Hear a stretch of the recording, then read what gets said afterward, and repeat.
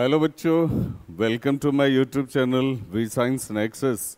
और अभी जो हम लोगों का ऑनलाइन लाइव प्रोग्राम चल रहा है लगातार 8 से 9 रात में, है ना, जिसमें मैं एनसीईआरटी के सीईआरटी एग्जाम्पलर के पीवाईक्यूज वगैरह सारा सॉल्व करना बता रहा हूँ। न्यूमेरिकल्स वगैरह बच्चों से बहुत हाई लेवल पर सॉल्व करवा रहा हूँ। बड़ा फ्रीक्वेंट रेशियो में क्वेश्चन प्रैक्टिस करवा रहा हूँ। तो उस बैच का नाम हम लोगों ने प्रारंभ रखा है और प्रारंभ के बच्चों का ये रिक्वेस्ट रहा कि सर एक बार सेल का 1 शॉर्ट लेक्चर आप दे दीजिए। उससे हम लोगों को परीक्षा में बहुत आसानी होगी, हम लोगों को क्वेश्चन बनाना हमारे लिए बहुत आसान हो जाएगा। हम परीक्षा में पेपर में बहुत बढ़िया से क्वेश्चन बना पाएंगे। तो बस उसी सिलसिले में आज 1 शॉर्ट लेक्चर रिकॉर्ड कर रहा हूँ बेटा, सेल के लिए रिकॉर्ड कर रहा हूँ।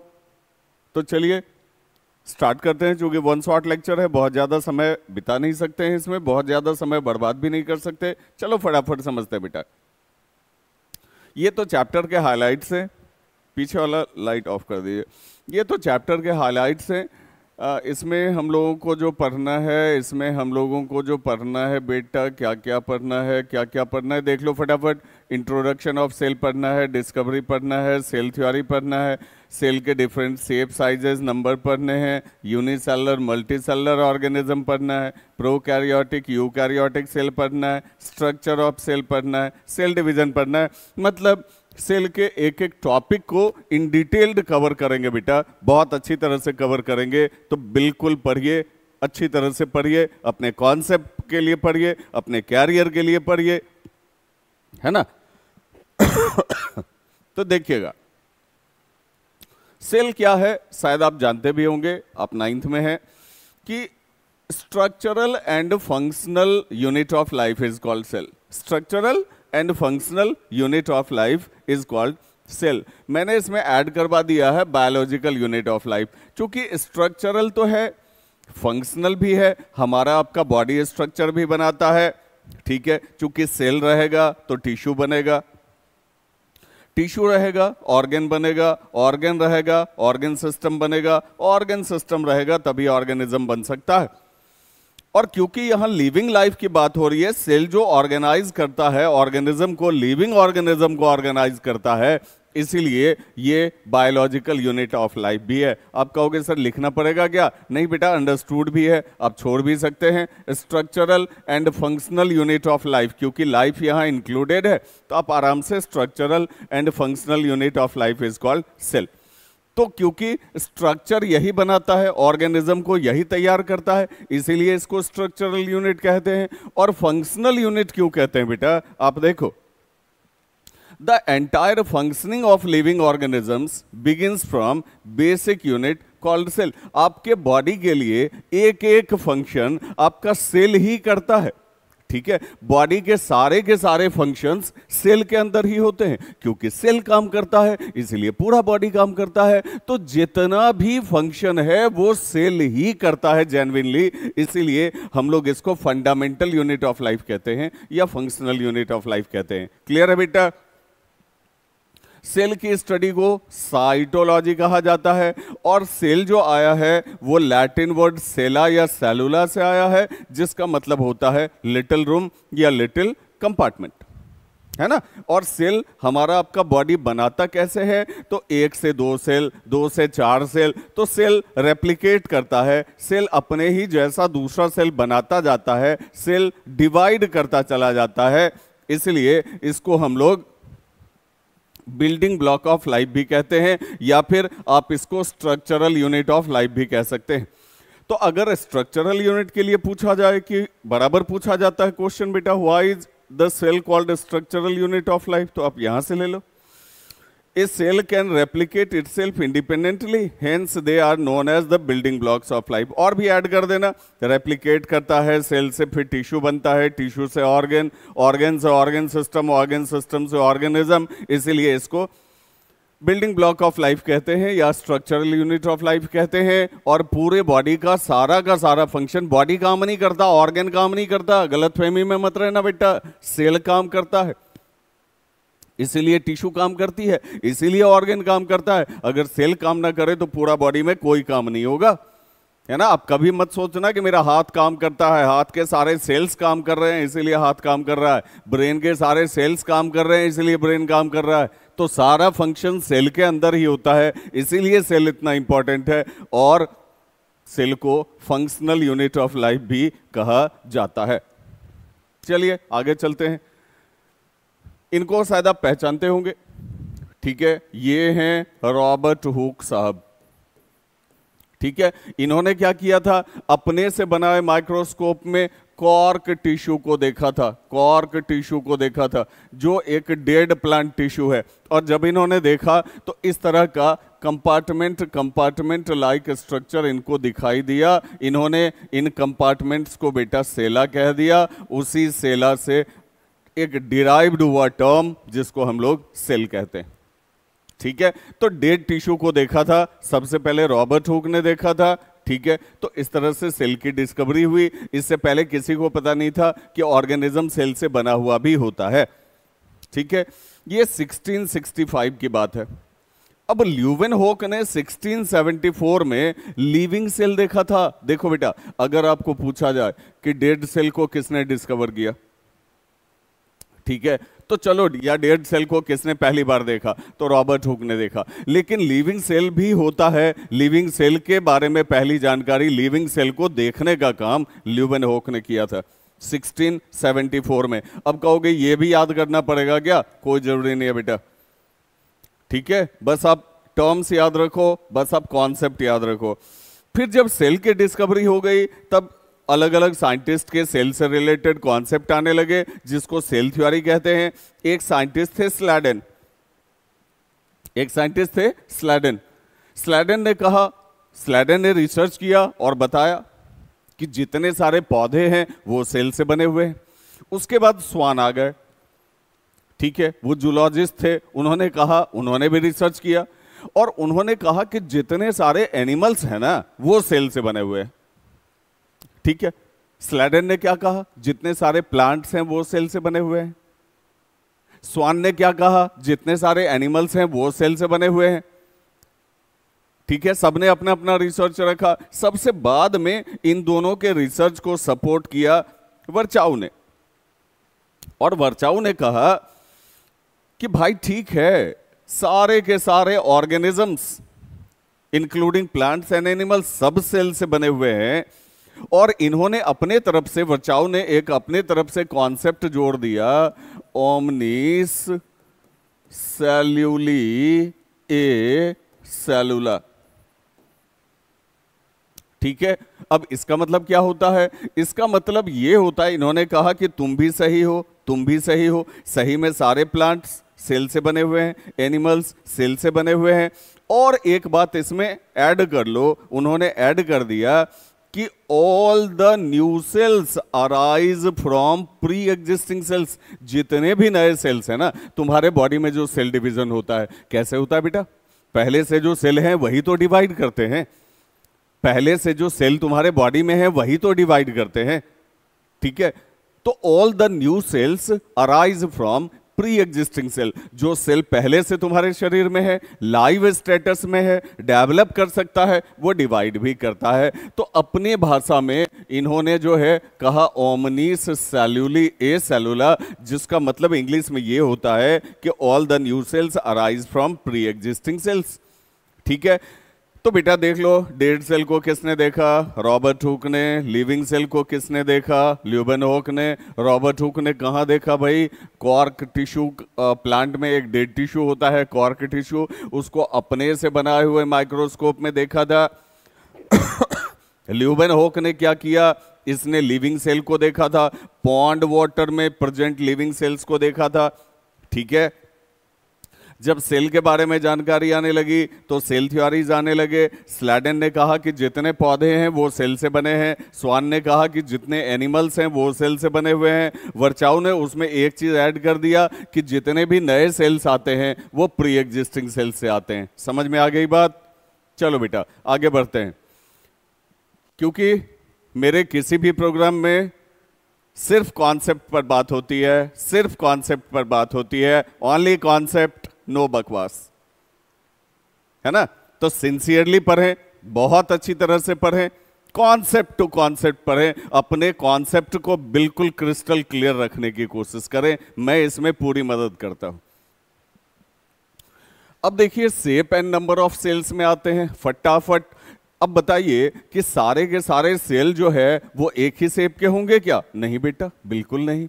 कोई इलोंगेटेड होगा, कोई इलोंगेटेड होगा, इलोंगेटेड मतलब लंबा लंबा फाइबर के जैसा, कोई इलोंगेटेड होगा, कोई ओवल होगा बेटा, जैसे ओवम देख लीजिए, फीमेल का रिप्रोडक्टिव यूनिट है, गैमिट है। स्पर्म देख लीजिए, मेल का रिप्रोडक्टिव यूनिट है, गैमिट है। ये फिर ओवम देख, ये फैट सेल देख लीजिए, ये भी ओवल ही होता है, ठीक है। इसको देख लीजिए, ये नर्व सेल है हमारा, आपका ब्रेन का सेल, ठीक है। तो ये जो है ये कैसा होता है? ये ब्रांच होता है, कई सारे ब्रांच निकले हुए हैं इसमें। ये ब्लड है, आरबीसी का सेल है, ये बेटा डिस्क्वाइडल होता है, डिस्क शेप का होता है। मतलब कहने का सेंस ये है, ठीक है, कि एक ही टाइप के सेल्स नहीं होते हैं, सेल कई तरह के शेप्स में हो सकते हैं, सेल अलग अलग शेप के हो सकते हैं, ठीक है। और नंबर ऑफ सेल्स की अगर आप बात करें, ठीक है, तो आपको पता है कि ऑर्गेनिज्म दो तरह का होता है, एक यूनिसेलुलर होता है, एक मल्टी सेलुलर होता है। अगर कोई ऑर्गेनिज्म एक सेल से बना है तो यूनिसेलुलर हो गया, अगर ज्यादा सेल्स से बना है मल्टी सेलुलर हो गया, ठीक है। ये सारी बातें तो आप जान ही रहे होंगे कि यूनिसेलुलर भी होता है ऑर्गेनिज्म, मल्टी सेलुलर भी होता है ऑर्गेनिज्म, ठीक है ना। तो यहां हम लोग बात कर रहे थे shape and number of cell की। सेल अलग अलग शेप का हो सकता है, सेल अलग अलग शेप का हो सकता है, ठीक है। और अलग अलग ऑर्गेनिज्म में सेल की संख्या वैरी भी कर सकती है, यूनिसेलुलर भी हो सकता है ऑर्गेनिज्म और मल्टी सेलुलर भी हो सकता है। एक सेल से बना है यूनिसेलुलर होगा, ज्यादा सेल से बना है मल्टी सेलुलर होगा। Is that clear? चलिए आगे बढ़ते हैं। अब देखो बेटा, साइज ऑफ सेल की बात करते हैं। अभी तो हम लोगों ने बात की शेप की और नंबर की, अब साइज ऑफ सेल की बात करते हैं। सेल के साइज भी वैरी कर सकते हैं। जैसे हमारा जैसे इस अगर इन्वायरमेंट की बात करें, हमारे आपके सराउंडिंग्स की बात करें, हमारी आपकी दुनिया की बात करें, तो स्मॉलेस्ट सेल जो होता है वो माइकोप्लाज्मा होता है, ठीक है। 0.1 टू 0.5 माइक्रोमीटर इसका साइज होता है। और लार्जेस्ट सेल जो है वो ऑस्ट्रिच का एग होता है, एग ऑफ ऑस्ट्रिच होता है, ठीक है। अप्रोक्सीमेटली 18 सेंटीमीटर इन डायमीटर होता है, बहुत बड़ा सा होता है। मतलब कहने का सेंस क्या हुआ? कहने का सेंस ये हुआ कि सेल डिफरेंट साइजेस के हो सकते हैं, सारे के सारे सेल एक ही साइज के नहीं होते हैं, ठीक है। जैसे स्पर्म का सेल बहुत छोटा होता है, बहुत छोटा होता है, और ये जो नर्व सेल है, ये जो हमारे आपके ब्रेन का सेल है, बहुत लंबा होता है, ठीक है। तो कहने का सेंस बेटा ये है कि सेल अलग अलग साइजेज के भी हो सकते हैं, ऐसा नहीं है कि सारे के सारे सेल एक ही साइज के होते हैं, है ना। आगे बढ़ते हैं। If we study a cell under a microscope, अगर सेल को माइक्रोस्कोप में आप स्टडी करो, we would come across their features in almost every cell, sorry 3 features in almost every cells, ठीक है। 3 इंपॉर्टेंट फीचर्स जो सेल के हैं, अगर आप सेल को स्टडी करोगे तो सबसे इंपॉर्टेंट 3 फीचर हैं। पहला उसका प्लाज्मा मेम्ब्रेन, अब कैसे इंपॉर्टेंट है आप आगे स्टडी करोगे ही। दूसरा उसका न्यूक्लियस, और तीसरा उसका साइटोप्लाज्म। ये 3 बहुत इंपॉर्टेंट स्ट्रक्चर्स हैं बेटा सेल के लिए, ठीक है। अब कहोगे सर बाकी इंपॉर्टेंट नहीं है क्या? बाकी भी इंपॉर्टेंट है, क्योंकि सेल के हर एक कंस्टिट्यूएंट का अपना अपना फंक्शन है, लेकिन सबके लिए जब आप इन तीनों के स्ट्रक्चर को पढ़ोगे तो आप देखोगे सेल मेम्ब्रेन सबको संभाल के रखता है। समझ रहे हैं? सेल मेम्ब्रेन सबको संभाल के रखता है, सब अपना अपना फंक्शन बहुत अच्छी तरह से करे, उसमें सेल मेम्ब्रेन मदद करता है, सेल वॉल मदद करता है, और साइटोप्लाज्म सबको अपना अपना एक्शन करने का बहुत बढ़िया मौका देता है, ठीक है। अपने अपने मेटाबॉलिज्म को सही ढंग से प्रोसेस करने के लिए साइटोप्लाज्म बहुत अच्छी तरह से हर तरह की सुविधा प्रदान करता है। ठीक है, अब आप कहोगे सर ये सब आप क्या बता रहे हो, कुछ समझ में ही नहीं आ रहा है। चलो बेटा आगे पढ़ते हैं, एक एक चीज समझ में आएगा। अभी बस इतना आप समझो, ये इंट्रोडक्टरी मैटर है, इन डिटेल आगे पढ़ेंगे हम लोग कि सेल के 3 इंपॉर्टेंट स्ट्रक्चर हैं, एक प्लाज्मा मेम्ब्रेन, 2 न्यूक्लियस। न्यूक्लियस को तो ब्रेन ऑफ द सेल कहा जाता है, ठीक है, क्योंकि सेल में होने वाले हर एक मेटाबॉलिक एक्टिविटी को, अब आप सुन रहे होगे बार बार मेरे मुंह से मेटाबॉलिक एक्टिविटी, सर ये मेटाबॉलिक एक्टिविटी क्या होता है? सेल में बहुत सारे केमिकल रिएक्शंस चलते रहते हैं, सेल के अंदर ढेर सारे केमिकल रिएक्शंस चलते रहते हैं, कुछ कंस्ट्रक्टिव रिएक्शंस चलते रहते हैं, कुछ डिस्ट्रक्टिव रिएक्शंस चलते रहते हैं, सब सारे के सारे बायोकेमिकल रिएक्शंस को, सेल के अंदर चलने वाले केमिकल रिएक्शंस को बेटा बायोकेमिकल रिएक्शंस कहा जाता है।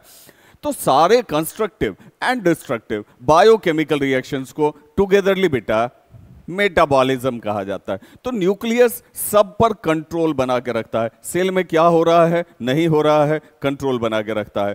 प्लाज्मा मेम्ब्रेन सारे ऑर्गेनेल को संभाल के रखता है और साइटोप्लाज्म सबको अपना अपना एक्शन करने का मौका देता है। तो ये तीनों बहुत इंपॉर्टेंट स्ट्रक्चर हैं।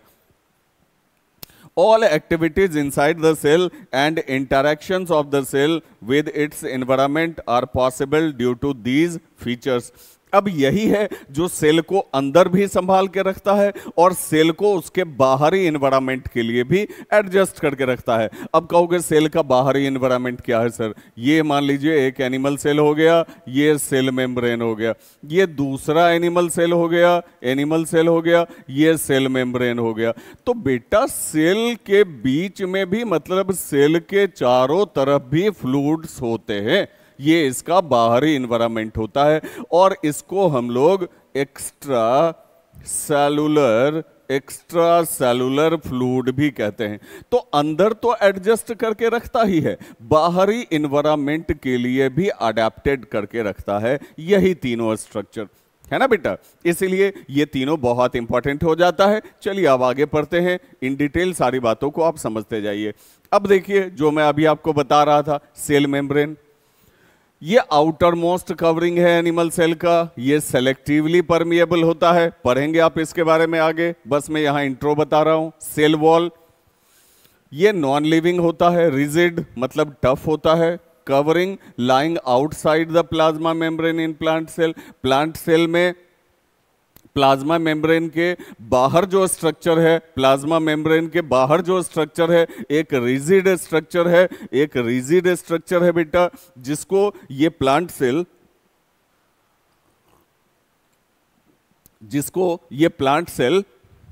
सेल वॉल जो है मेंटेन करके रखता है। ठीक है, ये मान लीजिए प्लांट सेल हो गया, इसके बाहर एक रिजिड स्ट्रक्चर है जिसको हम लोग बेटा सेल वॉल कहते हैं। ये बहुत ज्यादा मदद करता है प्लांट सेल की, आप आगे पढ़ेंगे। न्यूक्लियस के बारे में देखिए, ये डबल लेयर्ड होता है, ठीक है, इसको डबल लेयर न्यूक्लियर मेम्ब्रेन होता है, having nuclear pores for transfer of materials. अब आप सोच रहे होगे सर फिर आप क्या पढ़ाने लगे? बेटा बस इंट्रोडक्टरी बातें बता रहा हूं, एक डाटा बता रहा हूं जो इसके बारे में दिया गया है कि ये सब चीज आपको आगे पढ़ना है, इसलिए परेशान नहीं होना।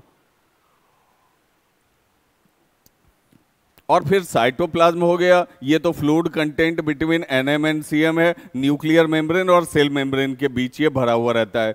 और सेल ऑर्गेनेल्स क्या होते हैं? तो a cell is live and perform all its functions because of these organelles. ठीक है, सेल जो है वो लाइव होता है, 2 बार लिखा गया बेटा, सेल लाइव होता है, सेल को लाइफ देता है कौन? Cell organelles. जैसे हमको आपको लाइफ देता है कौन? सेल। हमको आपको लाइफ कौन देता है?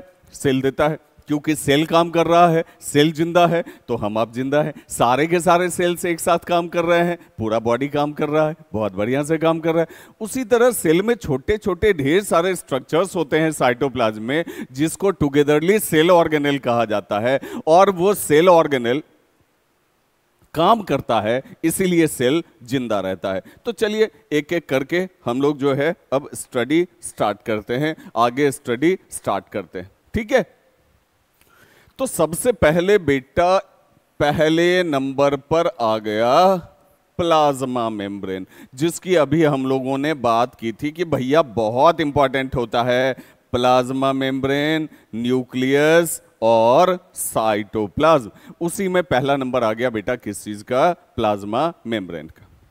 ठीक है, प्लाज्मा मेम्ब्रेन क्या होता है? तो अगर आप एनिमल सेल को देखें, एनिमल सेल को देखें, ये मान लीजिए एक एनिमल सेल है, तो एनिमल सेल का एक कवरिंग मेम्ब्रेन होता है, कवरिंग मेम्ब्रेन होता है। ठीक है, जिसको हम लोग क्या कहते हैं बेटा? प्लाज्मा मेम्ब्रेन कहते हैं। ये एक लिविंग स्ट्रक्चर होता है और किस चीज से बना हुआ होता है? लिपिड से और प्रोटीन से। लिपिड मतलब आप फैट की कैटेगरी में रख सकते हैं इसको। ठीक है, तो लिपिड से बना हुआ रहता है। और कौन से लिपिड से बेटा? फॉस्फोलिपिड से और प्रोटीन से बना हुआ रहता है। और यही सेल मेम्ब्रेन है, इसके तो ढेर सारे फंक्शंस हैं। यही सेल मेम्ब्रेन है जो सेल के अंदर के सारे स्ट्रक्चर्स को संभाल के रखता। समझ में आ रही बात बेटा? तो ये एक लिविंग स्ट्रक्चर है। किस चीज से बना है बेटा? फॉस्फोलिपिड और प्रोटीन से। आप कहोगे सर फॉस्फोलिपिड याद नहीं रहा, तो बस आप याद रखो कि लिपिड और प्रोटीन से बना हुआ है। ठीक है, it is called semi permeable membrane. अब इसका अगला फंक्शन देखो, ये मान लो सेल मेम्ब्रेन हो गया, ये मान लो सेल मेम्ब्रेन हो गया। एनिमल सेल का आउटर मोस्ट कवरिंग यही होता है, सेल मेम्ब्रेन ही होता है। सेल को साइज देता है, सेल को शेप देता है, सेल को प्रोटेक्शन देता है, बहुत सारी चीजें देता है। ठीक है, सारे ऑर्गेनेल को संभाल के रखता है, बहुत सारा काम करता है। ठीक है, इसीलिए इसको इतना इंपॉर्टेंट माना जाता है। और दूसरी बात, ठीक है, कि चलो भाई मटेरियल का ये जो है, इसको जो आपने देखा कि ये सेमी परमिएबल है, या इसको हम लोग सेलेक्टिवली परमिएबल मेम्ब्रेन भी कहते हैं बेटा, क्योंकि सारे मटेरियल को अंदर आने भी नहीं देता। ये नहीं है कि तुम भी आए आ जाओ, तुम भी आए आ जाओ, अरे भाई आ गए आ जाओ, ऐसा नहीं है। ठीक है, सेलेक्टेड, एक तो सारे मटेरियल को अंदर आने नहीं देता है, या सारे मटेरियल को बाहर जाने नहीं देता, हर मटेरियल का ट्रांसपोर्ट अलाउ नहीं करता, क्योंकि मटेरियल आएगा तो सेल मेम्ब्रेन होके ही अंदर आएगा, या बाहर जाएगा तो सेल मेम्ब्रेन होके ही बाहर जाएगा। तो ऐसा नहीं है कि मुंह उठा के कोई भी चला आएगा और मुंह उठा के कोई भी बाहर चला जाएगा, ऐसा नहीं है। हर मटेरियल का ट्रांसपोर्ट अलाउ नहीं करता, इसीलिए बेटा सेमी परमिएबल है और सेलेक्टेड मटेरियल को ही अंदर आने या बाहर जाने देता है। जो यूजफुल है उसको अंदर आने देता है, हार्मफुल है बाहर जाने देता है, इसीलिए इसको सेलेक्टिवली परमिएबल मेम्ब्रेन भी कहते हैं। ठीक है बेटा, it is the outermost covering of the cell that separates the contents of the cell from its external environment. अब देखो बेटा, एक सेल को दूसरे सेल से अलग करने का काम भी कौन करता है? Cell membrane. मतलब सेल को एक सेपरेट आइडेंटिटी देता है कि भाई ये एक सेल है, ये दूसरा सेल है। समझ में आ रही बात?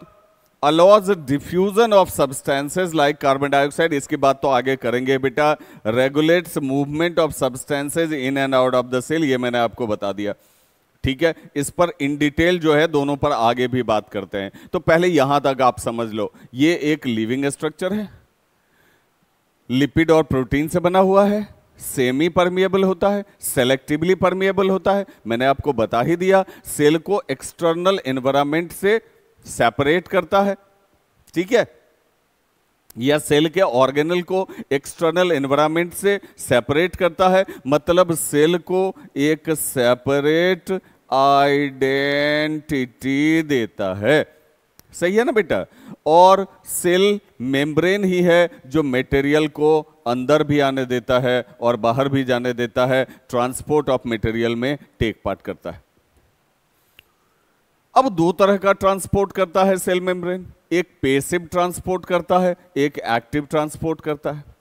सेल मेम्ब्रेन मटेरियल का ट्रांसपोर्ट करेगा ना, अंदर में जो उतना सारा ऑर्गेनल काम कर रहा है बेटा, कैसे काम करेगा? कैसे काम करेगा? उसको सारा का सारा मटेरियल मिलना चाहिए ना। ठीक है, आप खाना खाते हो तब तो शरीर काम करता है, उसी तरह सेल को सारा मटेरियल मिलेगा तब तो ऑर्गेनेल्स अंदर में काम करेंगे। बात समझ रहे हो कि नहीं समझ रहे हो?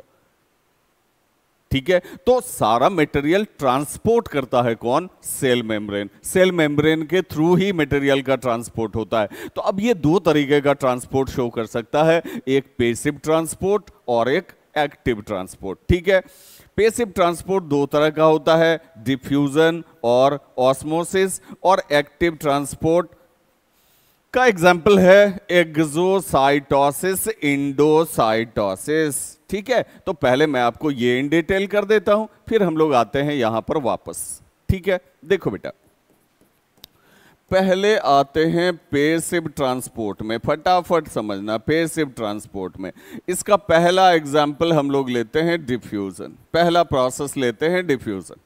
ठीक है, अब देखो डिफ्यूजन आपने 9th में पढ़ा ही है केमिस्ट्री में, movement of particles from higher concentration to lower concentration.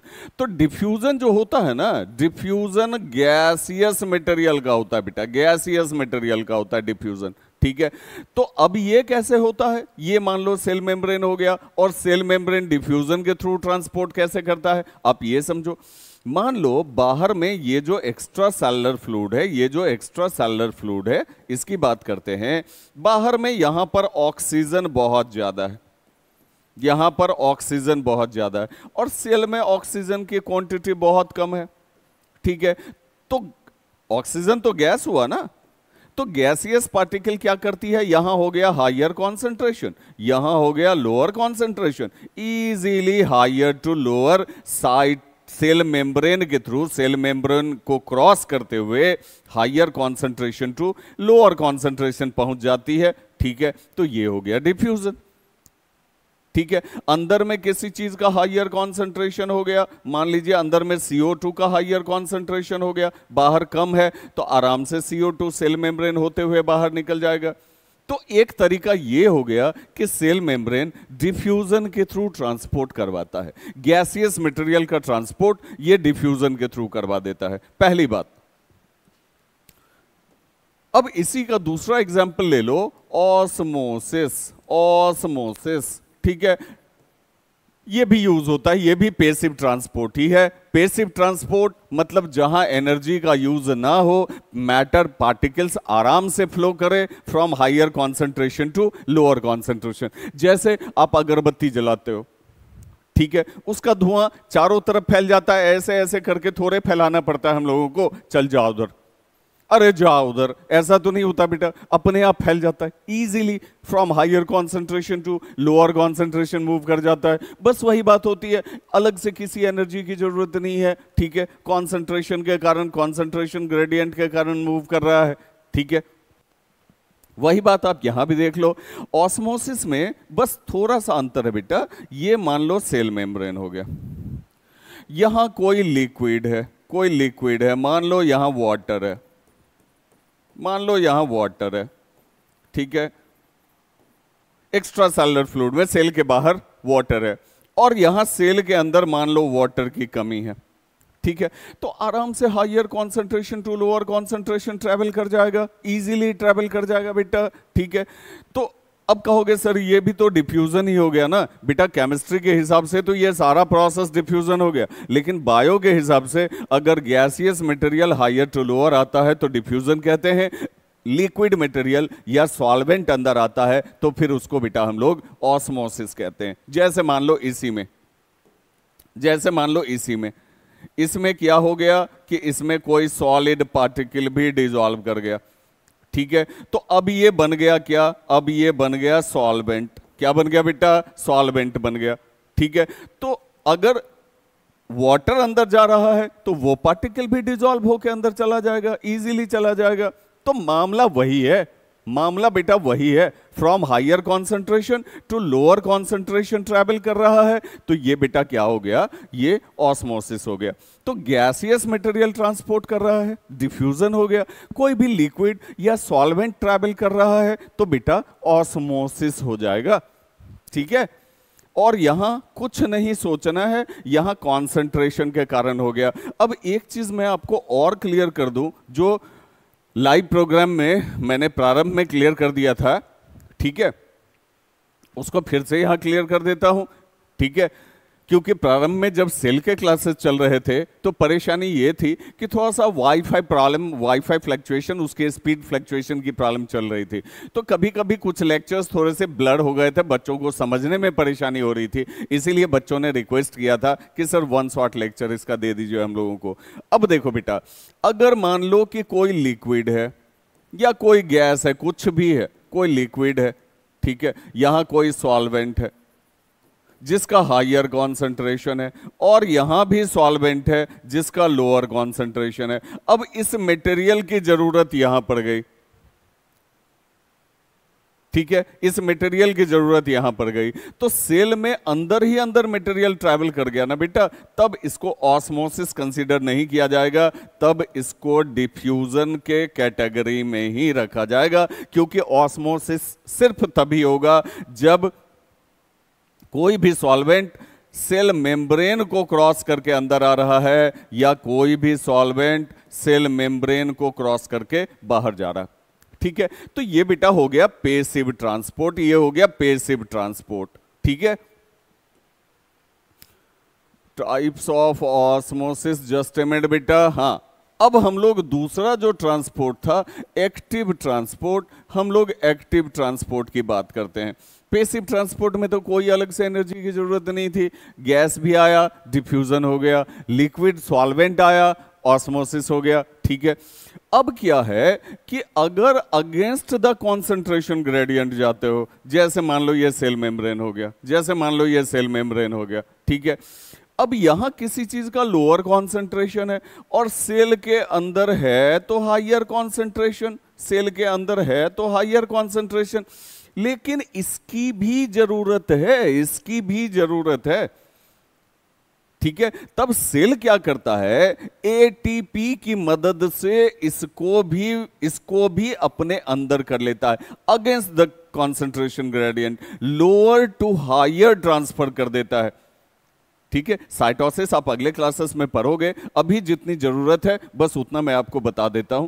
तो अगर मान लो एटीपी की मदद से सेल क्या कर रहा है, अब एटीपी तो आप जान ही रहोगे, adenosine triphosphate, coin of energy, biological coin of energy. अगर आप नहीं जानते हो तो मैं माइटोकॉन्ड्रिया में आपको पढ़ा देता हूं, 7th में भी आपने पढ़ा होगा, 8 में भी आपने पढ़ा होगा, ठीक है। माइटोकॉन्ड्रिया एनर्जी को जिस फॉर्म में जनरेट करता है वो एटीपी कहलाता है। अगर नहीं पढ़े हो तो मैं आपको आगे बता देता हूं बेटा, ठीक है।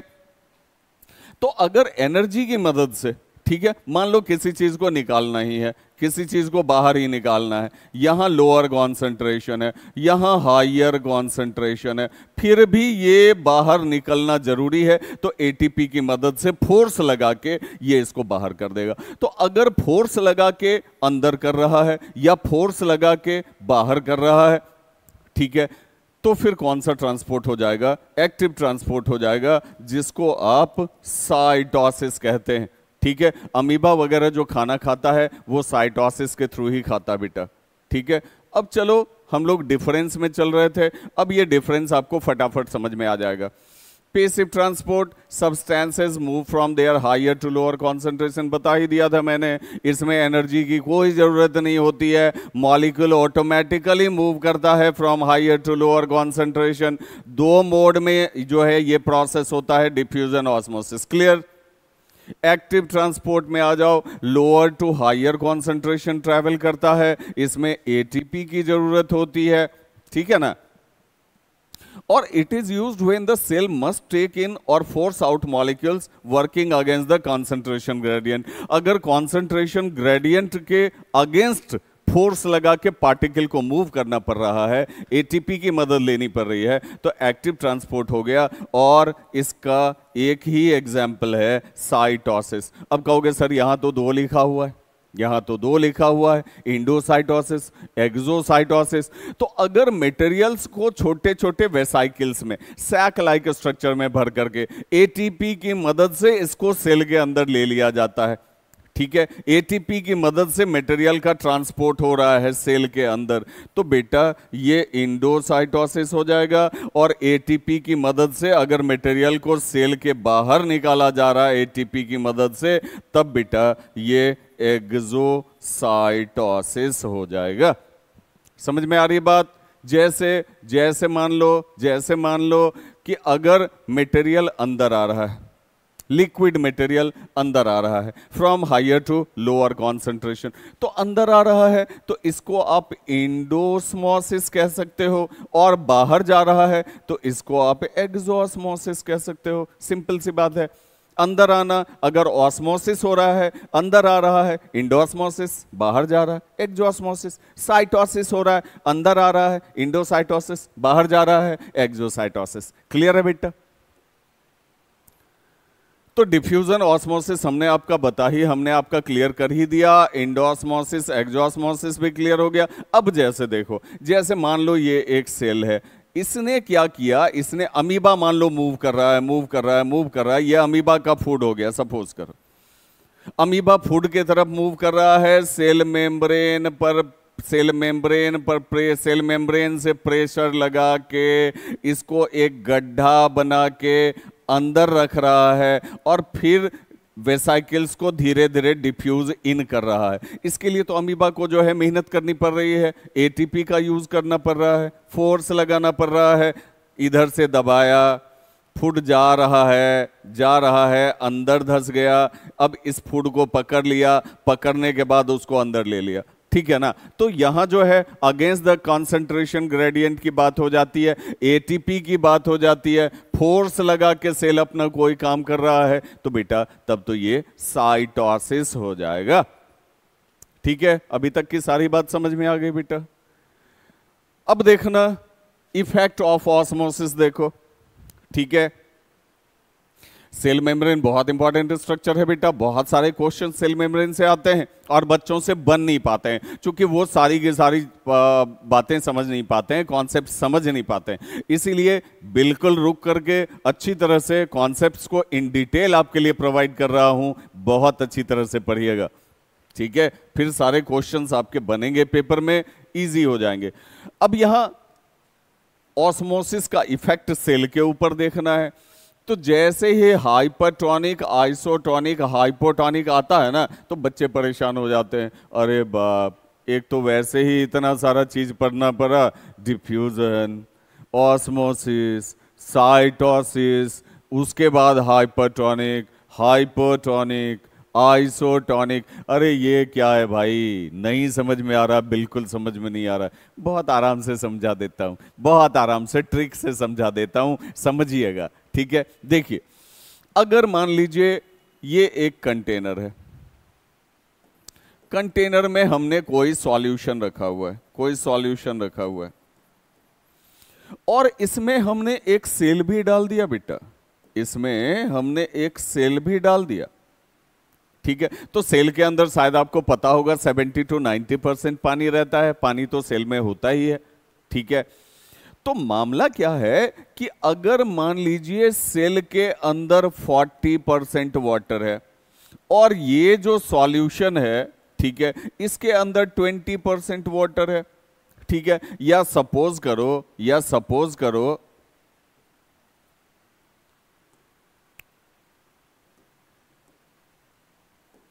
सेल के अंदर 70% वाटर है, और बाहर सॉल्यूशन जो हमने लिया है उसमें 20% वाटर है। क्या होगा बताओ, किधर से किधर मूव करेगा? आप कहोगे sir cell to solution move कर जाएगा, क्योंकि सेल में हायर कॉन्सेंट्रेशन है और सॉल्यूशन में लोअर कॉन्सेंट्रेशन है वाटर का।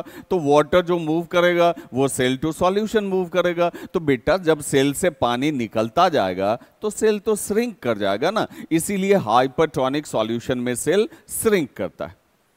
ठीक है, अब कहोगे सर बात तो वही हो गई, कैसे याद रखेंगे? बताता हूं बेटा, पहले समझ लो। और अगर मान लो ऐसा है कि एक कंटेनर है, कंटेनर में हमने कोई सॉल्यूशन रखा है जिसमें 40% वाटर है, और इसमें हमने एक सेल भी रख दिया, इसमें भी 40% वाटर है, इसमें भी 40% वाटर है, तब बोलो किधर से किधर जाएगा? तब बोलो किधर से किधर जाएगा? आप कहोगे ना सेल से सॉल्यूशन में, ना सॉल्यूशन से सेल में, क्योंकि दोनों जगह वाटर का कॉन्सेंट्रेशन इक्वल है, इसीलिए किधर भी नहीं जाएगा। तो अगर सेल जैसा है वैसा ही रह जाए, इक्वल वाटर कॉन्सेंट्रेशन हो जाए, ठीक है, तब उसको आइसोटोनिक सॉल्यूशन कहते हैं बेटा।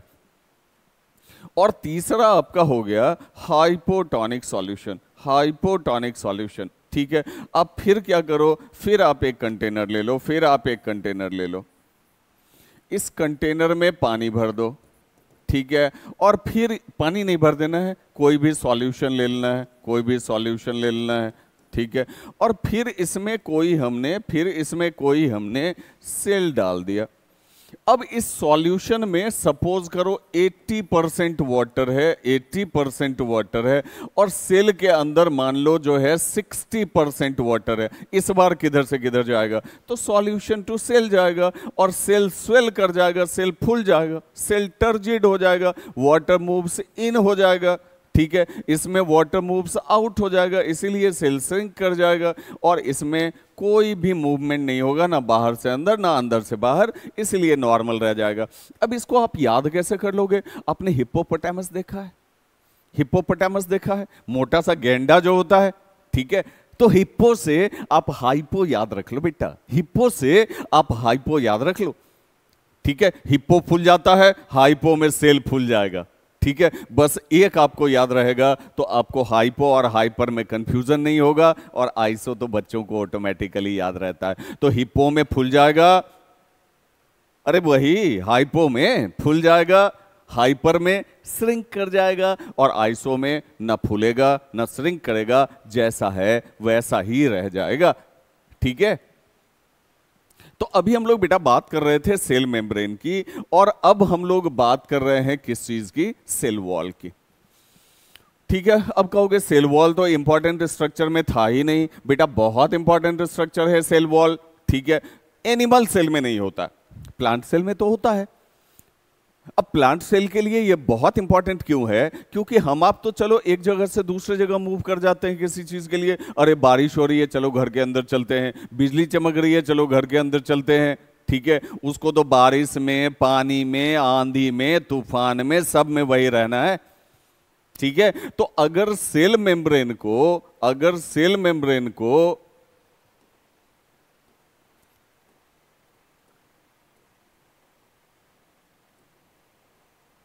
हाँ, अगर सेल मेम्ब्रेन को या प्लाज्मा मेम्ब्रेन को हम लोग जेड ग्रेड सिक्योरिटी मान लें, जेड ग्रेड सिक्योरिटी मान लें, क्योंकि सबको संभाल के यही रखता है, सबको यूजफुल मटेरियल यही सप्लाई करता है, सबका हार्मफुल मटेरियल यही जो है बाहर निकालता है, ठीक है, सबको एक जो है एक बाउंड्री के अंदर संभाल के रखता है। तो प्लाज्मा मेम्ब्रेन को अगर हम लोग बेटा जेड ग्रेड सिक्योरिटी मान लें, जेड ग्रेड सिक्योरिटी मान लें, ठीक है, कहां चला गया, जस्ट ए मिनट बेटा, जस्ट ए मिनट, तो सेल वॉल को हम लोग जेड प्लस सिक्योरिटी मान सकते हैं, जेड प्लस ग्रेड सिक्योरिटी मान सकते हैं प्लांट सेल के लिए, ठीक है। क्यों? क्योंकि सेल को, प्लांट सेल को ये रिजिड रखता है, उतनी परेशानी में भी, उतनी परेशानी को झेलने के बाद भी उसको रिजिड रखता है, संभाले हुए रखता है। तो चलिए पढ़ते हैं सेल वॉल। तो बहुत इंपॉर्टेंट स्ट्रक्चर है, ये भी कॉमन नहीं है इसलिए वहां नाम नहीं था, लेकिन है तो बहुत इंपॉर्टेंट। देखो बेटा, it is the outermost covering of plant cell, ठीक है। एनिमल सेल में क्या था? आउटर मोस्ट सेल मेम्ब्रेन था। अब प्लांट सेल में क्या है? सेल मेम्ब्रेन के ऊपर इस टाइप का एक कवर है, ठीक है, जिसको हम लोग सेल वॉल कहते हैं, CW से रिप्रेजेंट करते हैं, ठीक है। इट इज फ्रीली परमेबल, आराम से ये मटेरियल, इसको मतलब नहीं है, ठीक है, कि कौन आ रहा है, कौन आ गया जी, आ जाओ, आ गया, ठीक है, बाहर निकलना है, अच्छा चले जाओ, ठीक है। मतलब ओंघाया हुआ सा बच्चा होता है ना क्लास का, हाँ सर आप पढ़ा रहे हो, अच्छा पढ़ा रहे हो तो भी ठीक, खराब पढ़ा रहे हो तो भी ठीक, कोई मतलब ही नहीं है, समझ रहे हो? बस वही हाल रहता है इसका आने जाने के सेंस में, बाकी है बहुत इंपॉर्टेंट। ठीक है, तो फ्रीली परमेएबल है, आराम से मटेरियल को आने जाने देता है। Determines the shape and size of the cell. ठीक है, प्लांट सेल को शेप देता है, साइज देता है, प्रोटेक्शन देता है, रिजिडिटी देता है, टर्जिडिटी देता है, ये सब चीज देता है। ठीक है, cell wall turgidity up to extent ही देता है। ठीक है, सेल को फूटने से बचाने का भी काम करता है, आगे जाके पढ़ोगे। ठीक है, cell wall helps the plant to remain rigid and fix. This helps the plant because they can't move from one place to another. बता ही दिया मैंने आपको कि प्लांट को एक जगह खड़े रहने में और अपना जीवन यापन करने में सेल वॉल बहुत ज्यादा मदद करता है, क्योंकि प्लांट मोबाइल नहीं होता। ठीक है ना, इमोबाइल होता है। मोबाइल वो आपका आईफोन नहीं बेटा, मोबाइल मतलब मूव करने वाला। ठीक है, वो मूव नहीं कर सकता। It prevents the cells from desiccation. ये सेल को सूखने से बचाता है, वाटर लॉस से बचाता है। ठीक है, अब देखो बेटा, ये दरअसल क्या है, ये एक डेड स्ट्रक्चर है। सेल वॉल एक डेड स्ट्रक्चर है जो सेलुलोज से बना हुआ होता है, लेकिन देखिए पौधे के लिए कितना उपयोगी होता है। It protects the cells from pathogens. बाहर से जर्म्स को जल्दी अंदर आने नहीं देता। ठीक है, तो पैथोजेंस से भी प्रोटेक्ट करता है बेटा। ठीक है, अब अगला टर्म देखिए, तो ये हो गई सेल वॉल की कहानी, है ना। आउटर मोस्ट कवरिंग होता है, डेड होता है, फ्रीली परमेएबल होता है, शेप साइज देता है, सेपरेट आइडेंटिटी दे देगा, सेल को रिजिड रहने में मदद कर देगा, फिक्स्ड रहने में मदद कर देगा। ठीक है, खड़े रहने में मदद करेगा, वाटर लॉस से बचाने का काम करेगा, पैथोजेंस से बचाने का काम करेगा। ठीक है, अगर कोई लिविंग सेल मान लीजिए वाटर लूज करता है ऑस्मोसिस के थ्रू, कोई लिविंग सेल मान लीजिए एक्सोस्मोसिस कर रहा है सपोज। ठीक है, तो इसका सेल मेम्ब्रेन क्या होगा? अभी आपने तुरंत पढ़ा है कि एक्सोस्मोसिस होगा, पानी निकलेगा बाहर, तो सेल मेम्ब्रेन श्रिंक करेगा। मतलब सेल वॉल जो है, ये मान लीजिए सेल वॉल है, ये स्ट्रक्चर जो है, ये स्ट्रक्चर सेल वॉल हो गया, ये स्ट्रक्चर मान लीजिए सेल वॉल हो गया। अब ये जो सेल मेम्ब्रेन है, ये वाटर लूज कर रहा है, लूज कर रहा है तो श्रिंक करेगा। श्रिंक किधर करेगा? टुवर्ड्स द सेल वॉल तो नहीं, सेल वॉल के तरफ तो नहीं आ रहा बेटा, सेल वॉल से अबे जा रहा है। तो जब कोई भी सेल, ठीक है, वाटर लूज करता है, तब क्या होता है? उसका सेल मेम्ब्रेन श्रिंक करता है, away from the cell wall shrink करता है। और बेटा ये फेनोमेना प्लाज्मोलाइसिस कहलाती है। ठीक है, ये हमेशा नहीं होता है। अगर ऐसा होता है तो फिर इस फेनोमेना को हम लोग प्लाज्मोलाइसिस कहते हैं। वैसे तो सेल वॉल जो है वो बचाने का काम करता है। ठीक है, डेसिकेशन से बचाने का काम करता है। ठीक है, permits plant, fungi and bacterial cell to resist bursting in hypotonic solution। आपने अभी तुरंत पढ़ा था हाइपोटोनिक सॉल्यूशन। इसमें अगर किसी एनिमल सेल को दे दिया जाए और किसी प्लांट सेल को दे दिया जाए, ठीक है, तो एनिमल सेल क्या करेगा? वाटर एब्जॉर्ब करते करते करते करते करते करते एक लिमिट के बाद उसके फटने के चांसेस हो सकते हैं, सेल मेम्ब्रेन बर्स्ट कर जाएगा। ठीक है, लेकिन जिसके बाहर में सेल वॉल है ना बेटा, वो उस सेल मेम्ब्रेन को अब पानी लेने ही नहीं देगा। नहीं, अब जगह नहीं है, इतना ले लिया ना काफी है, उसको बर्स्ट होने नहीं देगा। जैसे एग्जाम्पलर में मैंने एक क्वेश्चन सॉल्व करवाया है कि अगर आरबीसी को हाइपोटोनिक सॉल्यूशन में रख दिया जाए तो क्या होगा, और अगर किसी प्लांट सेल को, मतलब सेल वॉल वाले किसी स्ट्रक्चर को रख दिया जाए तब क्या होगा। तो आरबीसी के बर्स्ट करने के चांसेस बनेंगे, लेकिन जिसके पास सेल वॉल है वो उसको बर्स्ट करने से बचाएगा। जैसे मान लीजिए बैक्टीरियल सेल आप रख दो, फंजाई रख दो, ठीक है, कोई भी प्लांट सेल मान लो रख दो, ठीक है, तो ये उसको बर्स्ट करने से बचाएगा। तो ये बात हो गई किस चीज की बेटा? सेल वॉल की। ठीक है, अब कुछ ऑर्गेनिजम्स में सेल वॉल होते हैं, कुछ में नहीं भी होते हैं। जैसे बैक्टीरिया है, इसमें सेल वॉल होता है, जो किस चीज का बना होता है बेटा? पेप्टिडोग्लाइकन से। याद रखिएगा, पेपर में क्वेश्चन आते हैं। फंजाई का सेल वॉल किस चीज से बना है? काइटिन से बना हुआ होता है, याद रखिएगा। एनिमल्स में सेल वॉल होता ही नहीं है तो किस चीज का बना होगा? वायरस को तो बस एक पार्टिकल माना जाता है, इसीलिए इसमें सेल वॉल के होने का चांस ही नहीं बनता। ठीक है, तो प्लांट सेल का सेलुलोज, प्लांट सेल का सेल वॉल किस चीज से बना है? सेलुलोज से। बैक्टीरिया का पेप्टिडोग्लाइकन से, फंजाई का काइटिन से। याद रखिएगा, बहुत इंपॉर्टेंट कॉन्सेप्ट है, बहुत ही इंपॉर्टेंट कॉन्सेप्ट है। अब चलते हैं बेटा हम लोग कहां पर? न्यूक्लियस में। हम लोगों ने सेल मेम्ब्रेन पढ़ लिया, बीच में सेल वॉल भी पढ़ लिया, ठीक है। अब आ रहे हैं कहां पर बेटा? न्यूक्लियस में। ठीक है, ये भी इंपॉर्टेंट स्ट्रक्चर था ना, ब्रेन ऑफ द सेल कहते हैं ना बेटा इसको, इसका स्ट्रक्चर आप समझो। ठीक है, ब्लैंक पेज है क्या? अच्छा चलो यहां बताता हूं। जैसे जैसे देखो, ये मान लो न्यूक्लियस का स्ट्रक्चर है, ये मान लो न्यूक्लियस का स्ट्रक्चर है। न्यूक्लियस एक डबल मेम्ब्रेन्ड स्ट्रक्चर है बेटा, न्यूक्लियस एक डबल मेम्ब्रेन्ड स्ट्रक्चर है। ये हो गया इसका आउटर मेम्ब्रेन और ये हो गया इसका इनर मेम्ब्रेन, डबल मेम्ब्रेन्ड स्ट्रक्चर है न्यूक्लियस। ठीक है, पहले कैरेक्टर नहीं पढ़ा रहा हूं, पहले समझा ही दे रहा हूं। अब इसके अंदर एक जेल लाइक फ्लूइड भरा हुआ रहता है, जेल लाइक फ्लूइड भरा हुआ रहता है, जिसको बेटा हम लोग न्यूक्लियोप्लाज्म कहते हैं। क्या कहते हैं बेटा? न्यूक्लियोप्लाज्म कहते हैं। ठीक है, और ये जो देख रहे हो बीच बीच में गैप, ठीक है, यहां माइक्रोस्कोपिक पोर्स होते हैं जिसको हम लोग न्यूक्लियर पोर्स कहते हैं। इससे होके मटेरियल आराम से आ भी सकता है, आराम से बाहर जा भी सकता है।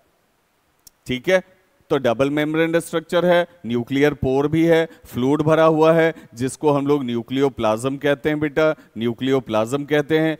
और इसके अंदर डीएनए का एक कंडेंस्ड नेटवर्क होता है, डीएनए का एक कंडेंस्ड नेटवर्क होता है। आप कहोगे सर डीएनए क्या होता है? तो बेटा डीएनए के बारे में तो इन डिटेल आप 10th में पढ़ोगे। ठीक है, डीएनए होता क्या है? डीएनए का फुल फॉर्म होता है, डीएनए का फुल फॉर्म होता है बेटा deoxy ribose nucleic acid, deoxy ribose nucleic acid, ये डीएनए का फुल फॉर्म होता है। समझ रहे हो? अब ये डीएनए करता क्या है? ये डीएनए करता क्या है? ये हेरिडिटरी कैरेक्टर का ट्रांसफर करता है बेटा, मतलब माँ बाप के कैरेक्टर को बच्चों तक ट्रांसफर करता है। जैसे आप अपना कैरेक्टर, अपना बिहेवियर, अपना चेहरा, अपना कलर अपने माता पिता से अगर मैच करो तो बहुत सारी चीजें मैच हो जाती है। तो ये कैसे होता है? आपका कैरेक्टर आपके माता पिता से कैसे मिलता है? डीएनए ही है जो कैरेक्टर को माँ बाप से बच्चों में उतार देता है। ठीक है, तो सेल के न्यूक्लियस के अंदर इस टाइप का डीएनए का नेटवर्क आपको मिलेगा, डीएनए का नेटवर्क आपको मिलेगा। इसको हम लोग क्रोमैटिन मटेरियल कहते हैं बेटा, क्रोमैटिन मटेरियल कहते हैं, या फिर आप इसको क्रोमैटिन नेटवर्क के नाम से भी जानते हैं। और यही क्रोमैटिन नेटवर्क है जो सेल डिवीजन के समय क्रोमोसोम में कन्वर्ट हो जाता है, सेल डिवीजन के समय क्रोमोसोम में कन्वर्ट हो जाता है। समझ में आ रही है बात? तो ये बात हो गई न्यूक्लियस की। अब यहां आप देखो, अब यहां आप देखो अच्छी तरह से। ठीक है, एक सेकेंड बेटा। हाँ, न्यूक्लियस एक डबल मेम्ब्रेन स्ट्रक्चर है, बात सही है। इसमें न्यूक्लियर पोर होते हैं जो ट्रांसपोर्ट ऑफ मटेरियल करता है। इसके अंदर एक फ्लूइड भरा रहता है जिसको न्यूक्लियोप्लाज्म कहते हैं। न्यूक्लियोलस, अच्छा ये छूट गया, इसके अंदर क्रोमैटिन नेटवर्क प्रेजेंट रहता है न्यूक्लियोप्लाज्म में, वही डीएनए वाला जो नेटवर्क था। न्यूक्लियोलस में बी वन और मोर देन वन। अब देखो बेटा, अब देखो बेटा, इसके अंदर क्या है? इसके अंदर क्या है? तो इस टाइप का ग्रैनुलर स्ट्रक्चर आपको मिलेगा जिसको हम लोग न्यूक्लियोलस कहते हैं, न्यूक्लियोलस कहते हैं। ठीक है, ये न्यूक्लियोलस जो है क्या करता है? राइबोसोम का फॉर्मेशन करता है। राइबोसोम का नाम आपने सुना होगा, जो सेल के लिए प्रोटीन बनाता है। ठीक है, तो उस राइबोसोम का फॉर्मेशन न्यूक्लियोलस ही करता है। ठीक है, तो ये ग्रैनुलर स्ट्रक्चर है जो न्यूक्लियोप्लाज्म में होता है, न्यूक्लियोप्लाज्म में होता है। ठीक है, अब तो ये भी क्लियर हो गया बेटा। अब अगर इस न्यूक्लियस के डेवलपमेंट के बेसिस पर हम लोग सेल को बेटा क्लासिफाई करें, सेल को क्लासिफाई करें, तो सेल दो तरह का है, एक प्रोकैरियोटिक सेल है, एक यूकैरियोटिक सेल है। जिसका भी यू आया है टर्म ट्रू के लिए, यू मतलब ट्रू, और कैरियोटिक टर्म जो आया है ये कैरियन से आया है, और कैरियन का मतलब होता है बेटा न्यूक्लियस। ठीक है, तो अगर किसी सेल में ट्रू न्यूक्लियस मतलब डेवलप्ड न्यूक्लियस हो, डेवलप्ड न्यूक्लियस हो, तो बेटा वो यूकैरियोटिक सेल कहलाता है। और प्रो टर्म आया है प्रिमिटिव के लिए, अनडेवलप्ड के लिए, और कैरियन तो आप समझ ही रहे हो, न्यूक्लियस। तो अगर अनडेवलप्ड न्यूक्लियस है तो फिर प्रोकैरियोटिक सेल होगा, न्यूक्लियस सही ढंग से डेवलप नहीं है तो प्रोकैरियोटिक सेल होगा, और सही ढंग से डेवलप्ड है तो बेटा यूकैरियोटिक सेल होगा। हम लोग यूकैरियोटिक हैं क्योंकि हम लोगों के सेल में न्यूक्लियस बहुत अच्छी तरह से डेवलप्ड होता है। हम लोगों के सेल में न्यूक्लियस बहुत अच्छी तरह से डेवलप्ड होता है, इसीलिए बेटा हम लोगों को यूकैरियोटिक, पौधों को यूकैरियोटिक कंसीडर किया जाता है।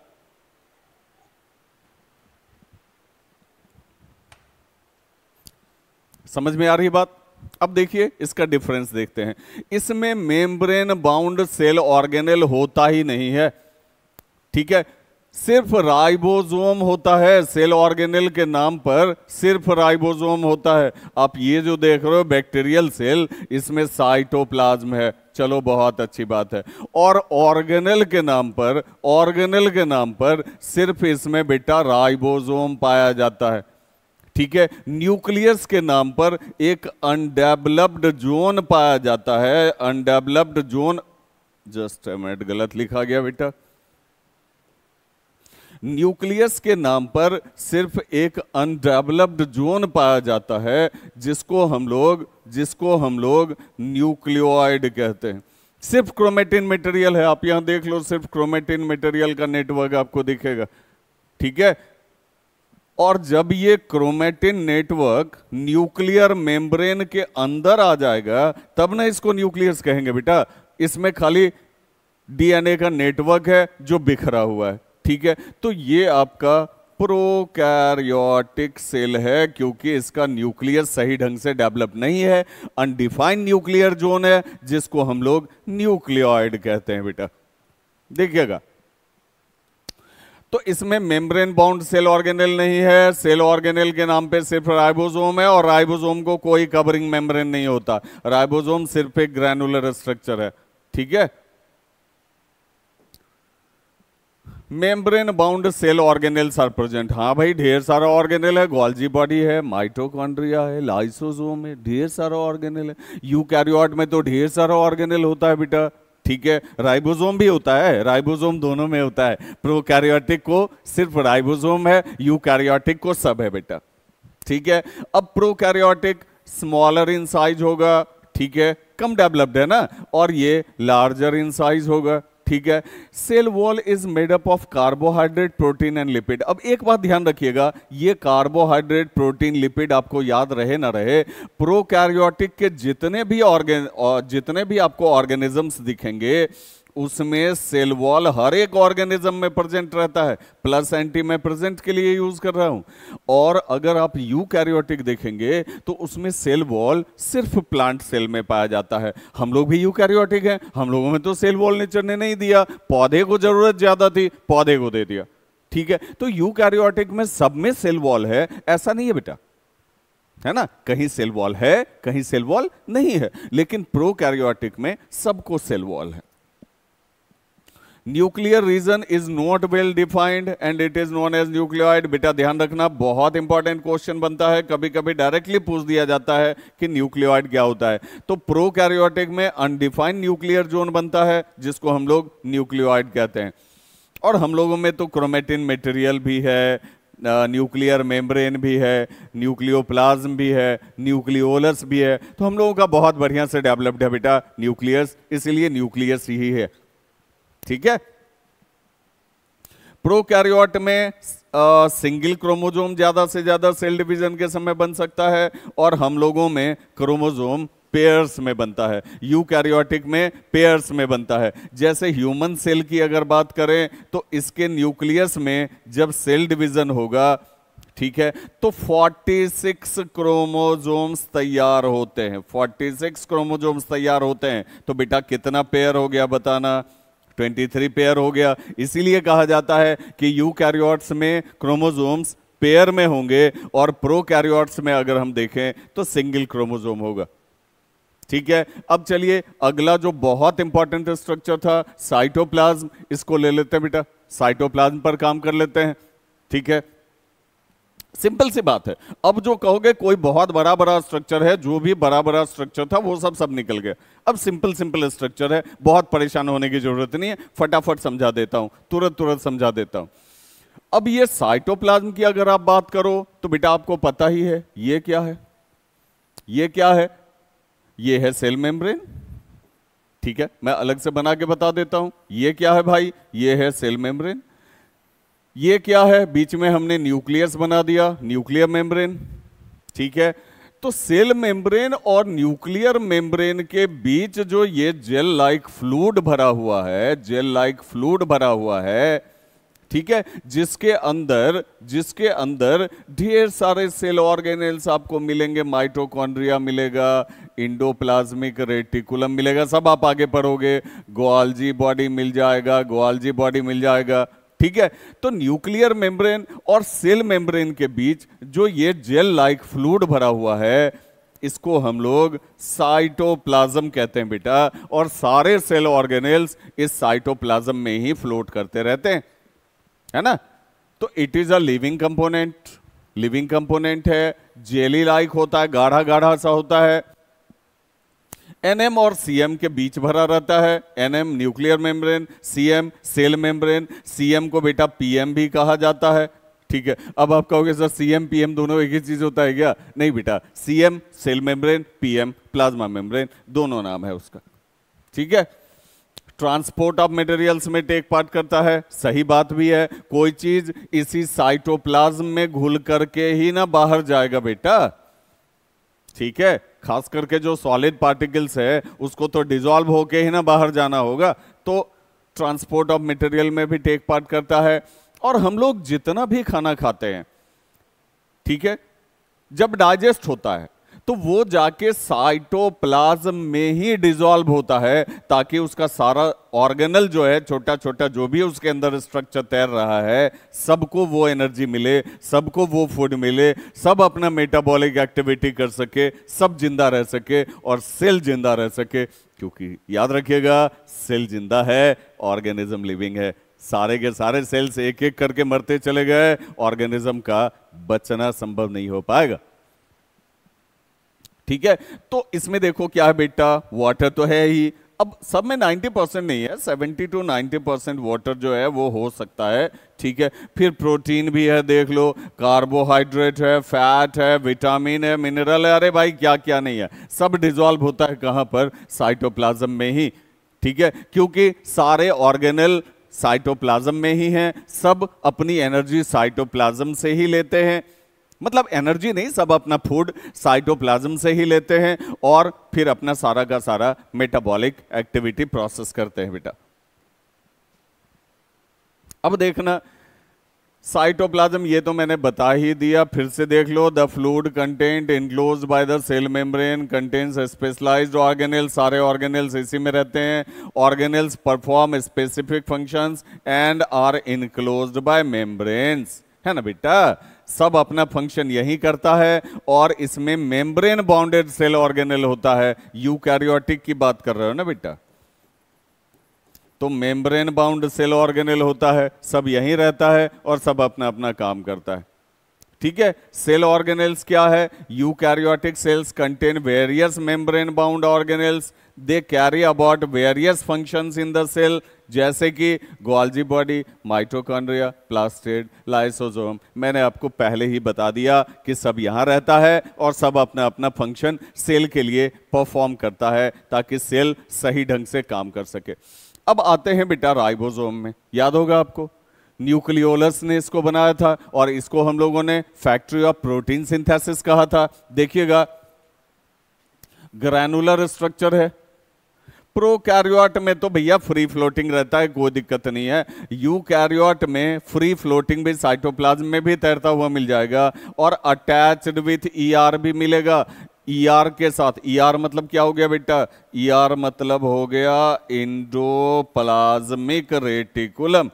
तो ये इंडोप्लाज्मिक रेटिकुलम पर भी अटैच्ड रहता है। ये जो आप न्यूक्लियर मेम्ब्रेन से, ये न्यूक्लियर मेम्ब्रेन है, इससे एक ऐसा स्ट्रक्चर देख रहे हो ना अटैच्ड, ये वाला स्ट्रक्चर, ठीक है, ये स्ट्रक्चर बेटा ईआर कहलाता है, इंडोप्लाज्मिक रेटिकुलम कहलाता है और इस पर इस टाइप के डॉट लाइक स्ट्रक्चर्स पाए जाते हैं जिसको हम लोग राइबोसोम कहते हैं।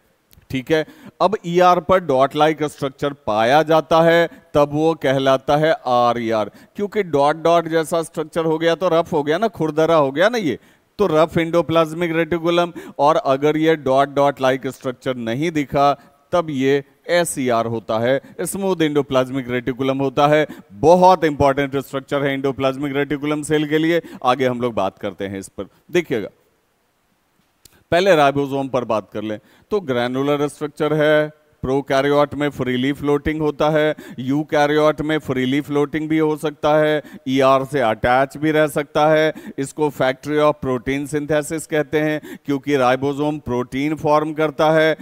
ढेर सारे राइबोसोम को टुगेदरली बेटा पॉलीजोम भी कहा जाता है, कलेक्शन ऑफ राइबोसोम्स को, है ना। और मेम्ब्रेन लेस सेल ऑर्गेनेल होता है, ये तो मैंने आपको पहले ही बता दिया कि इसमें मेम्ब्रेन नहीं होता। ठीक है, अब जरा सा हम लोग देख लें, मेम्ब्रेन की बहुत बात कर रहे हैं, ठीक है। डबल मेम्ब्रेन स्ट्रक्चर की अगर बात करें तो डबल मेम्ब्रेन स्ट्रक्चर कौन कौन सा आ गया? माइटोकॉन्ड्रिया, आगे पढ़ेंगे प्लास्टिड, ये भी डबल मेम्ब्रेन है, और न्यूक्लियस को आपने पढ़ लिया है, डबल मेम्ब्रेन है। सिंगल मेम्ब्रेन कौन कौन सा है? अभी आप ईआर पढ़ रहे थे, गोल्जी बॉडी या गोल्जी कॉम्प्लेक्स, लाइसोसोम, वैक्यूल, ये सब सिंगल मेम्ब्रेन है बेटा। और ऑर्गेनेल जिसमें मेम्ब्रेन नहीं होता है, एक तो राइबोसोम है, दूसरा सेंट्रोसोम है। आप बाद में पढ़ोगे इसको, ठीक है, आप बाद में पढ़ोगे इसको, आपके सिलेबस में नहीं है, लेकिन ये एनिमल सेल के सेल डिवीजन में टेक पार्ट करता है, सेंट्रोसोम, सेंट्रियोल वगैरह, ठीक है ना बेटा। तो इसको भी जो है मेम्ब्रेन नहीं होता है। और इसको, इस डाटा को आप वीवीआई कर लीजिए, पेपर में क्वेश्चंस आते ही हैं, ठीक है, कि डबल मेम्ब्रेन, दो डबल मेम्ब्रेन स्ट्रक्चर का नाम लिखो, ये स्ट्रक्चर सिंगल मेम्ब्रेन है कि डबल मेम्ब्रेन है, इस स्ट्रक्चर के बारे में बताओ कि इसको मेम्ब्रेन होता है कि नहीं होता है, अगर होता है तो कितना होता है। बात समझ रहे हैं कि नहीं समझ रहे? अब चलो बेटा, जिसकी बात कर रहे थे हम लोग, इंडोप्लाज्मिक रेटिकुलम की बात कर रहे थे, ईआर की बात कर रहे थे बेटा हम लोग, ठीक है।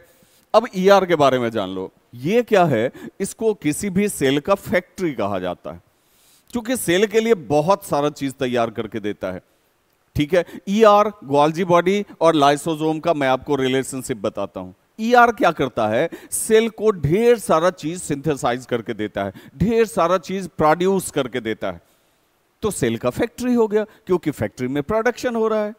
और गोल्जी बॉडी क्या करता है? उसका पैकेजिंग करता है, उसका स्टोरिंग करता है, उसको मॉडिफाई करता है, और मॉडिफाई करके जिस चीज की जरूरत जिसको होती है, खास करके प्रोटीन को, जगह जगह पहुंचाता है, पैक करता है, मॉडिफाई करता है, स्टोर करता है और जगह जगह पहुंचाता है। तो वो डिलीवरी बॉय हो गया।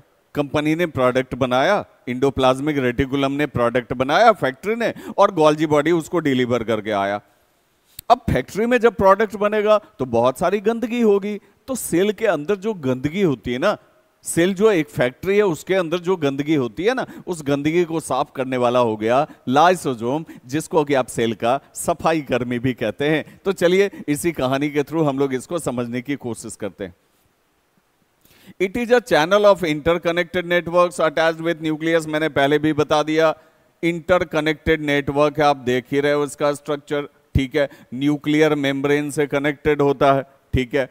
इट फॉर्म साइटोस्केलेटन, बेटा साइटोस्केलेटन हुआ, सेल को टर्जिड रहने में, सेल को फूला हुआ रहने में, सेल को अपना साइज मेंटेन करने में ये मदद करता है। जैसे हमारा आपका स्केलेटल सिस्टम है, बोन है, हमको आपको अपना शेप एंड साइज मेंटेन करने में मदद करता है। उसी तरह कुछ स्ट्रक्चर सेल में भी है जो सेल को अपना शेप एंड साइज मेंटेन करने में मदद करते हैं, उसको हम साइटोस्केलेटन कहते हैं बेटा। और gives mechanical support to the cell, जैसे सेल वॉल मैकेनिकल सपोर्ट दे रहा था, ठीक है, उसी तरह ये भी मैकेनिकल सपोर्ट देता है, ठीक है, मतलब सेल को रिजिड रहने में मदद करता है। मैकेनिकल सपोर्ट का मतलब हुआ कि सेल को रिजिड रहने में मदद करता है। और लाइसोसोमल एंजाइम, अभी जिस लाइसोसोम की बात कर रहे थे ना बेटा, मैंने आपको क्या कहा, ये बहुत सारा चीज क्रिएट करता है। RER देख लो, RER SER मैंने पहले ही बता दिया आपको। अगर इंडोप्लाज्मिक रेटिकुलम पर राइबोसोम रहेगा तो RER होगा, नहीं रहेगा तो SER रहेगा। अब इसका प्रोडक्ट देख लो, ये प्रोडक्ट बनाना शुरू कर दिया। RER से मैंने पूछा क्या कर रहे हो, कहा लाइसोसोम बना रहा हूं, ठीक है। आगे देखो, अरे ढेर सारा है बेटा, ढेर सारा है, ठीक है। यहां देख लो और बढ़िया से समझने का मौका मिलेगा। RER appears rough due to attachment of ribosomes, जो मैं बार बार बता रहा हूं, और SER इस पर राइबोसोम अटैच्ड नहीं है, ये प्रोटीन सिंथेसिस कर रहा है। कौन रे बेटा, RER, ठीक है। फिर मैंने RER से पूछा, पहली बार मैंने पूछा क्या कर रहे हो, lipid production, no role in enzyme और हार्मोन सिंथेसिस, ठीक है बेटा, लेकिन याद रखना लाइसोसोमल एंजाइम यही बनाता है, RER ही बनाता है, ठीक है। वैसे तो कोई रोल नहीं है एंजाइम या हार्मोन फॉर्मेशन में RER का। SER एंजाइम भी बनाता है, हार्मोन भी बनाता है, जब जिसकी जरूरत होती है सेल को, ठीक है, बॉडी को, वो उसको जनरेट करता है। लेकिन लाइसोसोमल एंजाइम बनाने का काम RER। तो RER से मैंने पूछा क्या कर रहे हो, तो सर लाइसोसोमल एंजाइम बना रहा हूं।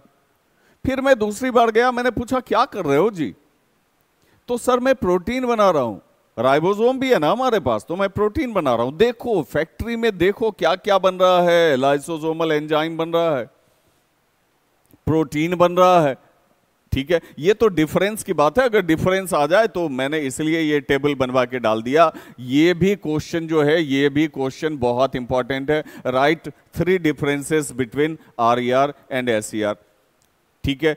फिर मैं SER के पास गया कि भाई तुम्हारे पास तो राइबोसोम नहीं है, तुम क्या कर रहे हो, सेल के लिए कुछ कर रहे हो कि बेरोजगार हो, बैठे हुए हो।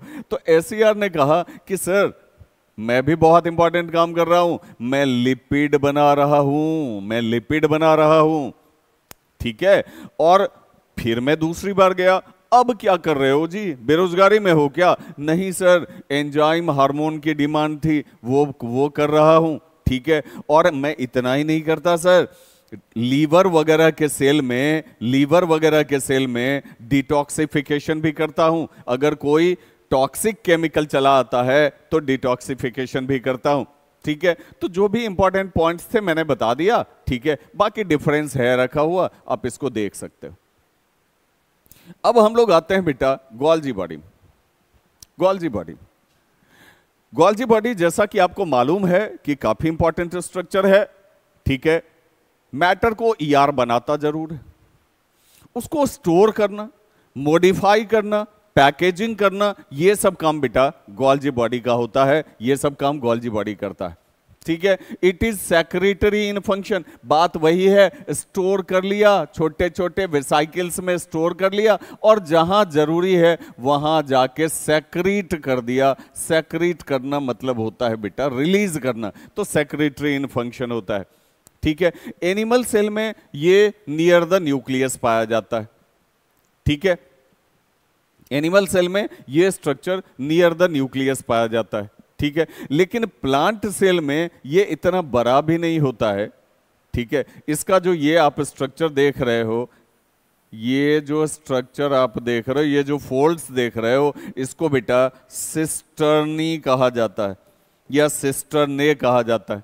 ढेर सारा जो है, ढेर सारा बंडल इस टाइप का सैक लाइक स्ट्रक्चर का ढेर सारा बंडल इस पर बना हुआ होता है, ये गोल्जी बॉडी का स्ट्रक्चर होता है, ठीक है। और इसका ये जो छोटा छोटा सा फॉर्म देख रहे हो, इसको बेटा वेसाइकिल कहा जाता है।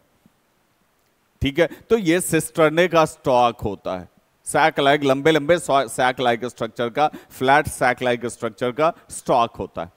ठीक है, सेक्रेटरी इन फंक्शन होता है, एनिमल सेल में नियर द न्यूक्लियस पाया जाता है। ठीक है, प्लांट सेल में छोटे छोटे सब यूनिट के रूप में साइटोप्लाज्म में डिस्ट्रीब्यूटेड रहता है, इतना डेवलप्ड स्ट्रक्चर नहीं होता है। उन छोटे छोटे सब यूनिट्स को, गोल्जी बॉडी के छोटे छोटे सब यूनिट्स को डिक्टायोसोम कहा जाता है बेटा। बहुत इंपॉर्टेंट क्वेश्चन बनता है कि व्हाट आर डिक्टायोसोम्स। तो प्लांट सेल में गोल्जी बॉडी छोटे छोटे सब यूनिट के रूप में सैक लाइक स्ट्रक्चर में डिस्ट्रीब्यूटेड होता है, जिसको हम लोग डिक्टायोसोम कहते हैं। ठीक है, और ये करता क्या है मैंने आपको बता ही दिया, स्टोरेज, मॉडिफिकेशन, पैकेजिंग।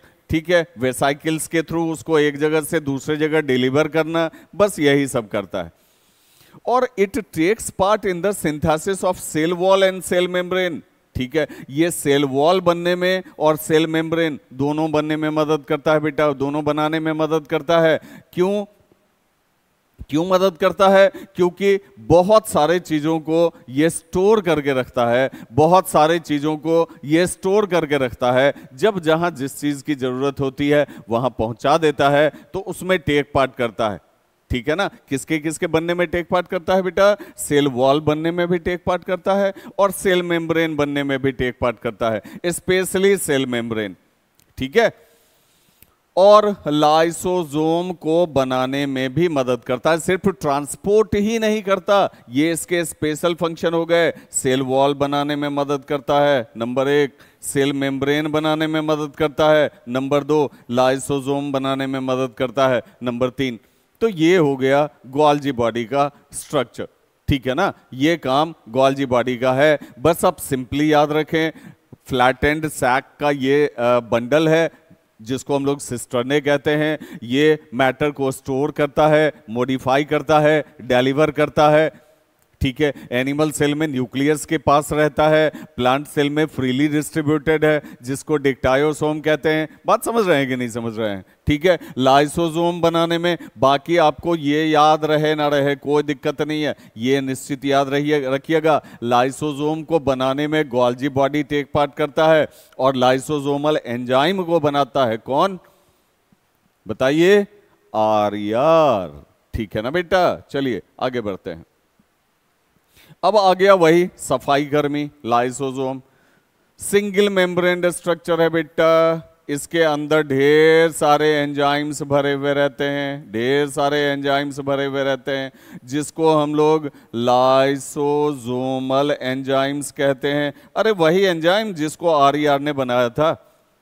ठीक है, तो करता क्या है कि सेल के अंदर जितने भी कमजोर ऑर्गेनेल है, सफाई कर्मी है, सेल के अंदर जितने भी कमजोर या मरे हुए ऑर्गेनेल हैं उस सबको साफ सुथरा करता है।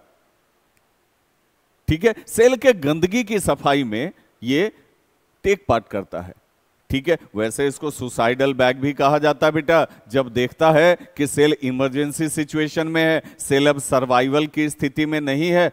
ठीक है, तो ये लाइसोसोम बर्स्ट कर जाता है और पूरे सेल को ही डिसॉल्व कर देता है, पूरे सेल को ही खत्म कर देता है। इसीलिए कहा जाता है कि लाइसोसोम सुसाइडल बैग है सेल का। लेकिन वो तो इमरजेंसी सिचुएशन में है, मान लो ढेर सारे जर्म्स का हमला हो गया या अब सेल काम करने लायक नहीं है, किसी तरह से सेल अब जो है सर्वाइव नहीं करेगा, तब ये बर्स्ट करता है।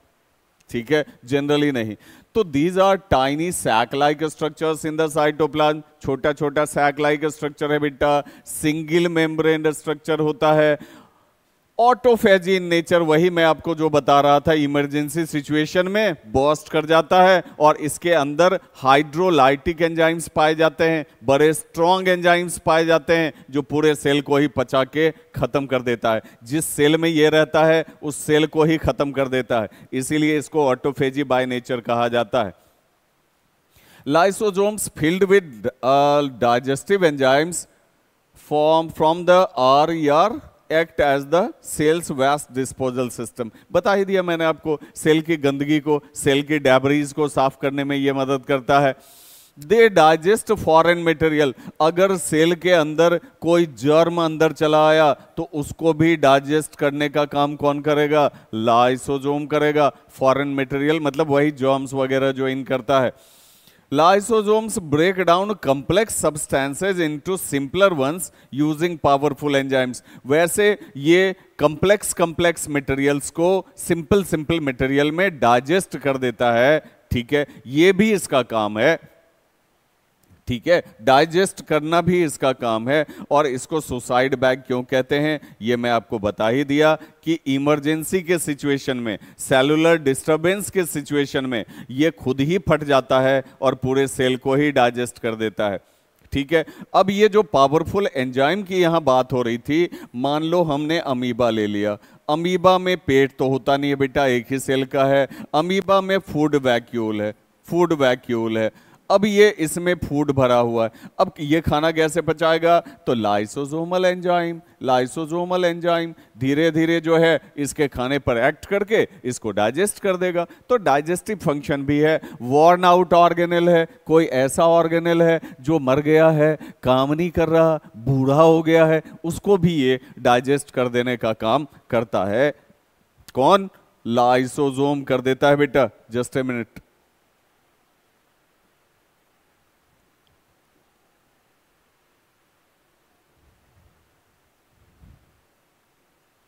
वन शॉट लेक्चर ले रहा हूं ना बेटा, बहुत बोलना पड़ रहा है। चलिए, आप बहुत अच्छी तरह से पढ़ना ताकि मेरी मेहनत सफल हो।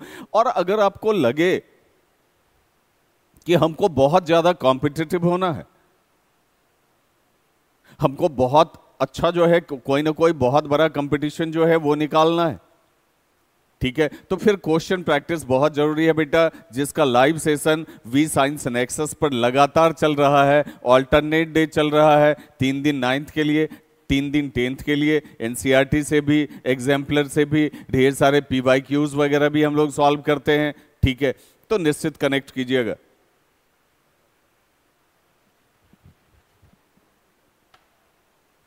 चलो बेटा, तो ये तो कहानी थी लाइसोसोम की। अब बिल्कुल हम लोग लास्ट की तरफ बढ़ रहे हैं। अब हम लोग बढ़ रहे हैं किसकी तरफ? वैक्यूल की तरफ। प्लांट सेल में आप देखोगे, प्लांट सेल में अगर मान लो ये सेल मेम्ब्रेन मानते हैं, ये मान लो सेल वॉल हो गया, आप देखोगे तब तो ये प्लांट सेल हो गया ना, सेल वॉल है ना इसको। इसमें आप देखोगे एक बड़ा सा वैक्यूल होता है, बड़ा सा वैक्यूल होता है। ठीक है, अब उसी वैक्यूल के बारे में हम लोग बात कर रहे हैं। ये वाला स्ट्रक्चर, इस वाले स्ट्रक्चर की बात कर रहे हैं। These are storage sac like structures of the cell. ठीक है, बहुत सारे चीजों को ये अपने आप में स्टोर करके रखता है, बहुत सारे चीजों को ये अपने आप में बहुत सारे चीजों को स्टोर करके रखता है, इसीलिए इसको स्टोरेज सैक भी कहते हैं बेटा, स्टोरेज सैक भी कहते हैं। These are single membrane structures. Single membrane structure है, it is a single membrane structure. Its covering membrane is called tonoplast. इसका जो ये membrane है, इसका जो ये membrane है बेटा, इसको हम लोग tonoplast कहते हैं, tonoplast कहते हैं।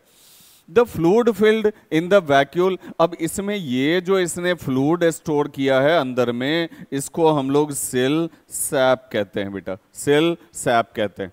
क्या क्या स्टोर करके रखता है? एमिनो एसिड, शुगर, प्रोटीन, ठीक है, और सिंगल सेल्ड, हमारे आपके लिए, प्लांट के लिए एमिनो एसिड, शुगर, प्रोटीन, ये सब स्टोर करके रखता है। कार्बोहाइड्रेट, उसकी भी कुछ क्वांटिटी होती है।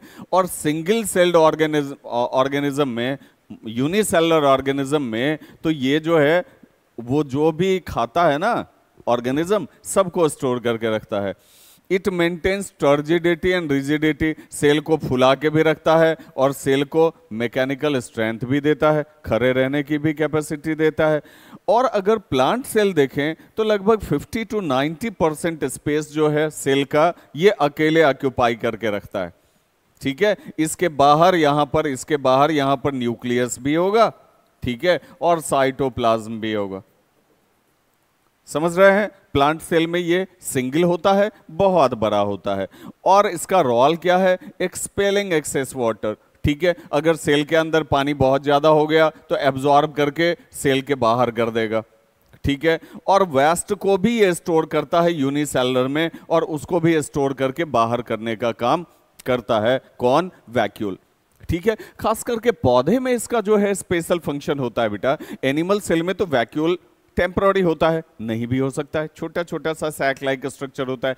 लेकिन पौधे में, क्योंकि पौधे चल नहीं सकते, एक जगह से दूसरे जगह जा नहीं सकते, समझ रहे हो, तो पौधे में ये क्या करता है? इमरजेंसी सिचुएशन के लिए ज्यादा से ज्यादा फूड को बचा के रखता है, ज्यादा से ज्यादा फूड को स्टोर करके रखता है। समझ में आ रही बात? तो बहुत इंपॉर्टेंट स्ट्रक्चर है ये भी, खास करके टर्जिडिटी देता है, रिजिडिटी देता है, बहुत सारे मैटर को इमरजेंसी के लिए स्टोर करके रखता है। सिंगल मेम्ब्रेन स्ट्रक्चर है, सैक लाइक स्ट्रक्चर है, ठीक है।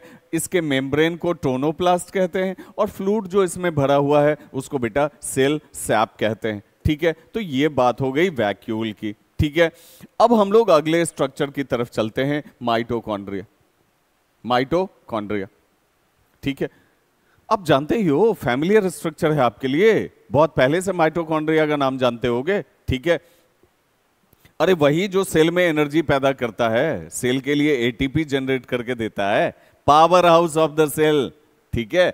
It is called powerhouse of the cell. क्यों भाई? तो ये सेल के लिए एटीपी जनरेट करता है।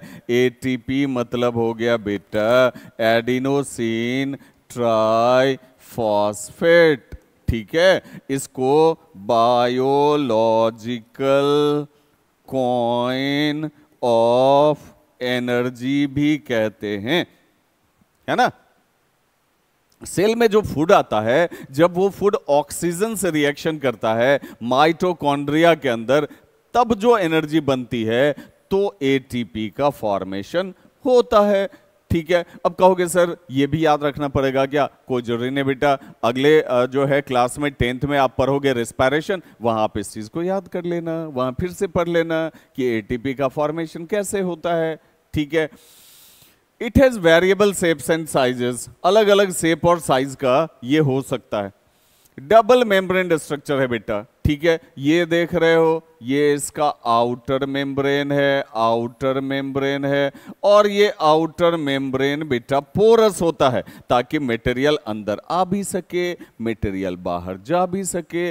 और ये जो अंदर वाला मेम्ब्रेन है ना, इसमें तुम देख रहे हो ना, ये फोल्डेड है, ढेर सारे फोल्ड्स बने हुए हैं बेटा। ये फोल्ड्स देख लो, ये फोल्ड्स देख लो, फोल्डेड स्ट्रक्चर है, ठीक है। और इसके फोल्ड्स को बेटा क्रिस्टी कहा जाता है। क्या कहा जाता है? क्रिस्टी कहा जाता है। कुछ बुक्स में देखोगे इस पर इस टाइप का छोटा छोटा पार्टिकल जो है वो भी बना हुआ है, ठीक है, क्रिस्टी के ऊपर, है ना। तो इसको हम लोग F1 पार्टिकल कहते हैं बेटा। और ये क्या करता है? एटीपी के फॉर्मेशन में टेक पार्ट करता है, एनर्जी के फॉर्मेशन में टेक पार्ट करता है। तो its outer membrane is porous, मैंने बता ही दिया। इनर मेम्ब्रेन फोल्डेड है, क्रिस्टी कहते हैं उसको, बता ही दिया। साइट ऑफ इंट्रासेलुलर रेस्पिरेशन, वही जो भी फूड आएगा, जो भी ग्लूकोज वगैरह डाइजेस्ट होके आएगा, इसके अंदर ऑक्सीजन से रिएक्शन करेगा, उसी को इंट्रासेलुलर रेस्पिरेशन कहते हैं। सेल के अंदर ग्लूकोज जो ऑक्सीजन से रिएक्शन करेगा एनर्जी बनाएगा, ये इंट्रासेलुलर रेस्पिरेशन कहलाता है बेटा। अब ये खाली नहीं होता है, ये खाली नहीं होता है, इसके अंदर फ्लूइड भरा हुआ रहता है, इसके अंदर फ्लूइड भरा हुआ रहता है, ठीक है। इस फ्लूइड को बेटा हम लोग मैट्रिक्स कहते हैं, इस फ्लूइड को हम लोग मैट्रिक्स कहते हैं, ठीक है ना। It is called semi autonomous cell organelle. अब देखो ये बहुत पावरफुल ऑर्गेनल है, क्यों? क्योंकि इसको अपना डीएनए होता है बेटा, अपना खुद का डीएनए होता है। दो ऑर्गेनल है, एक माइटोकॉन्ड्रिया है, एक प्लास्टिड है। प्लास्टिड के बारे में जब बताऊंगा तो और इन डिटेल्ड बता दूंगा, ठीक है। तो ये दोनों सेमी ऑटोनॉमस ऑर्गेनल कहलाता है, क्योंकि बहुत सारा फंक्शन खुद से ही परफॉर्म कर लेता है। अपना डीएनए भी होता है, अपना राइबोसोम भी होता है, तो अपना खुद का बहुत सारा मशीनरी है इसको, इसीलिए इसको सेमी ऑटोनॉमस सेल ऑर्गेनल भी कहते हैं। अपना डीएनए होता है, अपना राइबोसोम होता है, प्रोटीन सिंथेसिस भी खुद से कर सकता है, सेल को एनर्जी बना के भी देता है। तो ये माइटोकॉन्ड्रिया की बात चल रही थी बेटा, इसको powerhouse of the cell कहते हैं। वेरिएबल शेप एंड साइजेस का होता है, डबल मेम्ब्रेन है, आउटर मेम्ब्रेन पोरस है, इनर मेम्ब्रेन फोल्डेड है, क्रिस्टा कहते हैं उसको। उस पर F1 पार्टिकल भी अवेलेबल होता है। इसके अंदर फ्लूइड भरा हुआ रहता है जिसको हम लोग मैट्रिक्स कहते हैं। इसको अपना डीएनए, अपना राइबोसोम होता है, जो कि बहुत सारे चीजों को सिंथेसाइज करने में मदद करता है बेटा। और क्योंकि अपना डीएनए होता है, इसीलिए इसको सेमी ऑटोनॉमस सेल ऑर्गेनेल भी कहते हैं। किसको? माइटोकॉन्ड्रिया को। बात समझ में आ रही है बेटा? बात समझ में आ रही है? तो चलो बेटा, अब इसके बाद चलते हैं हम लोग अगले नंबर में। यहां तक तो हम लोग क्लियर कर ही लिए हैं माइटोकॉन्ड्रिया तक। अब देखो बेटा, अगला आता है प्लास्टिड। अगला क्या आता है? प्लास्टिड आ जाता है बेटा। अब देखो, ये सिर्फ प्लांट सेल्स में पाया जाता है, सिर्फ प्लांट सेल्स में पाया जाता है। Okay, these are found only in the plant cells. ठीक है, अब ये भी देखो, इसको भी अपना डीएनए होता है, तो इसको भी सेमी ऑटोनॉमस माना जाता है बेटा। और these are double membrane structures. ये भी डबल मेम्ब्रेन स्ट्रक्चर होता है, ये भी डबल मेम्ब्रेन स्ट्रक्चर होता है। देख लो जल्दी से, ये हो गया इसका आउटर मेम्ब्रेन, ये हो गया इसका इनर मेम्ब्रेन। ठीक है, इसके अंदर ये क्लोरोप्लास्ट बना रहा हूं मैं। ठीक है, इसके अंदर जो ये फ्लूइड भरा हुआ है, इसको बेटा हम लोग स्ट्रोमा कहते हैं, स्ट्रोमा कहते हैं। ठीक है, और इसमें इस टाइप का स्ट्रक्चर रहता है, इस टाइप का स्ट्रक्चर रहता है, क्वाइन जैसा। ठीक है ना, इसको बेटा थाइलाकॉइड कहा जाता है ना। और थाइलाकॉइड का जो बंडल बना हुआ है, इसको ग्रैनम कहा जाता है। समझ में आ रही है बात? तो कहने का सेंस ये है कि ये भी सेमी ऑटोनॉमस है, क्योंकि इसको भी अपना डीएनए है, अपने हिसाब से डिसीजन करने का हक है। 3 तरह के प्लास्टिड होते हैं बेटा, क्लोरोप्लास्ट, क्रोमोप्लास्ट, ल्यूकोप्लास्ट, है ना। क्लोरोप्लास्ट ग्रीन कलर का प्लास्टिड होता है, जिसका मैंने यहाँ डायग्राम आपको बना दिया है। ठीक है, और ये फोटोसिंथेसिस में टेक पार्ट करता है, पता ही है आपको। पौधे में जो खाना बनता है, उसको बनाने में सहयोग कौन करता है बेटा? क्लोरोप्लास्ट करता है। बड़ी सिंपल सी बात है, पत्तियों में। उसके बाद क्रोमोप्लास्ट है बेटा, ये नॉन ग्रीन प्लास्टिड होता है। ठीक है, मतलब ऐसे समझो ना, ऐसे समझो ना कि पौधे में हरे रंग के अलावा अगर कोई भी कलर दिख रहा है, तो वो क्रोमोप्लास्ट के कारण दिखता है। They add colour to the plant organs like flowers. और फ्रूट्स में भी ये कलर प्रोवाइड करता है, मेनली फ्लावर्स में कलर प्रोवाइड करता है। ठीक है, और किस चीज के लिए बेटा? पॉलिनेशन पर्पसेस के लिए। अब कहोगे पॉलिनेशन पर्पसेस क्या है? तो बेटा पॉलन ग्रेन का, आपने पढ़ा होगा 7th क्लास में, पॉलन ग्रेन का एंथर से निकल के स्टिग्मा पर चला जाना पॉलिनेशन कहलाता है। फ्लावर के रिप्रोडक्शन की बात है बेटा, प्लांट के रिप्रोडक्शन की बात है। तो फ्लावर खूबसूरत रहता है, उसके कारण क्या होता है कि इंसेक्ट उसकी तरफ अट्रैक्टेड होता है। अब उस पर बैठता है तो पॉलन ग्रैंड उसमें चिपक जाता है इंसेक्ट में, और वो इंसेक्ट जो है जब दूसरे फ्लावर पर जाता है या दूसरे पार्ट पर, फीमेल रिप्रोडक्टिव पार्ट पर जाता है, तो पॉलन ग्रैंड वहां तक पहुंच जाता है। तो सिंपल सी बात है, पॉलन ग्रैंड का एंथर से स्टिग्मा पर जाना पॉलिनेशन कहलाता है। अगर ज्यादा दिक्कत है तो फिर 10th में तो आपको पढ़ना ही है। तो क्लोरोप्लास्ट खाना बनाएगा, क्रोमोप्लास्ट अलग अलग कलर प्रोवाइड करेगा। ठीक है, फ्लावर्स को, फ्रूट्स को। उसके बाद जो है ल्यूकोप्लास्ट जो है, ये कलरलेस प्लास्टिड है बेटा, और ये फूड को स्टोर करने में मदद करता है। ठीक है, अब आप कहोगे कि सर फूड को तो वैक्यूल स्टोर किया था ना। ठीक है, तो प्लांट में जगह जगह फूड को स्टोर करना आवश्यक होता है बेटा। मैंने पहले ही बता दिया था आपको कि पौधे चल नहीं सकते, एक जगह स्टैग्नेंट रहना है, एक जगह जो है बिल्कुल स्टेबल रहना है, स्टैग्नेंट नहीं है, स्टेबल रहना है उसको, ठीक है, वहीं रहना है, वहीं अपना जीवन यापन करना है, जहां से जन्मे वहीं फिर जो है उसको खत्म हो जाना है, चाहे तुरंत हो जाए, चाहे काफी लंबे समय के बाद हो जाए, ठीक है। तो स्टोरेज की आवश्यकता होती है। अब ये ल्यूकोप्लास्ट जो है ये कैसे स्टोर करता है, तो 3 तरह का ल्यूकोप्लास्ट होता है। अब कहोगे ये भी याद करना पड़ेगा क्या सर? कोई जरूरी नहीं है, आपके सिलेबस में बस ये है कि ल्यूकोप्लास्ट फूड को स्टोर करता है। बस मैं आपको बता रहा हूं कि ल्यूकोप्लास्ट 3 तरह का है, एक एमाइलोप्लास्ट है, एक प्रोटीनोप्लास्ट है, एक एलिनोप्लास्ट है बेटा, ठीक है। एमाइलोप्लास्ट कार्बोहाइड्रेट स्टोर करता है, प्रोटीनोप्लास्ट प्रोटीन स्टोर करता है, और एलिनोप्लास्ट फैट स्टोर करता है। जैसे हमारे आपके शरीर में, ठीक है, कार्बोहाइड्रेट प्रोटीन फैट की जरूरत होती है, उसी तरह से इसको भी जरूरत होती है, ठीक है। तो बेटा अभी हम लोग प्लास्टिड पर काम कर रहे थे, और आपको पता है कि प्लास्टिड सिर्फ प्लांट सेल में पाया जाता है, और प्लांट सेल में उसका फंक्शन क्या है, उसका कैरेक्टर क्या है, ये मैंने आपको बता दिया, ठीक है। चलिए अब इस चैप्टर के जो है अगले टॉपिक में चलते हैं, सेल डिवीजन।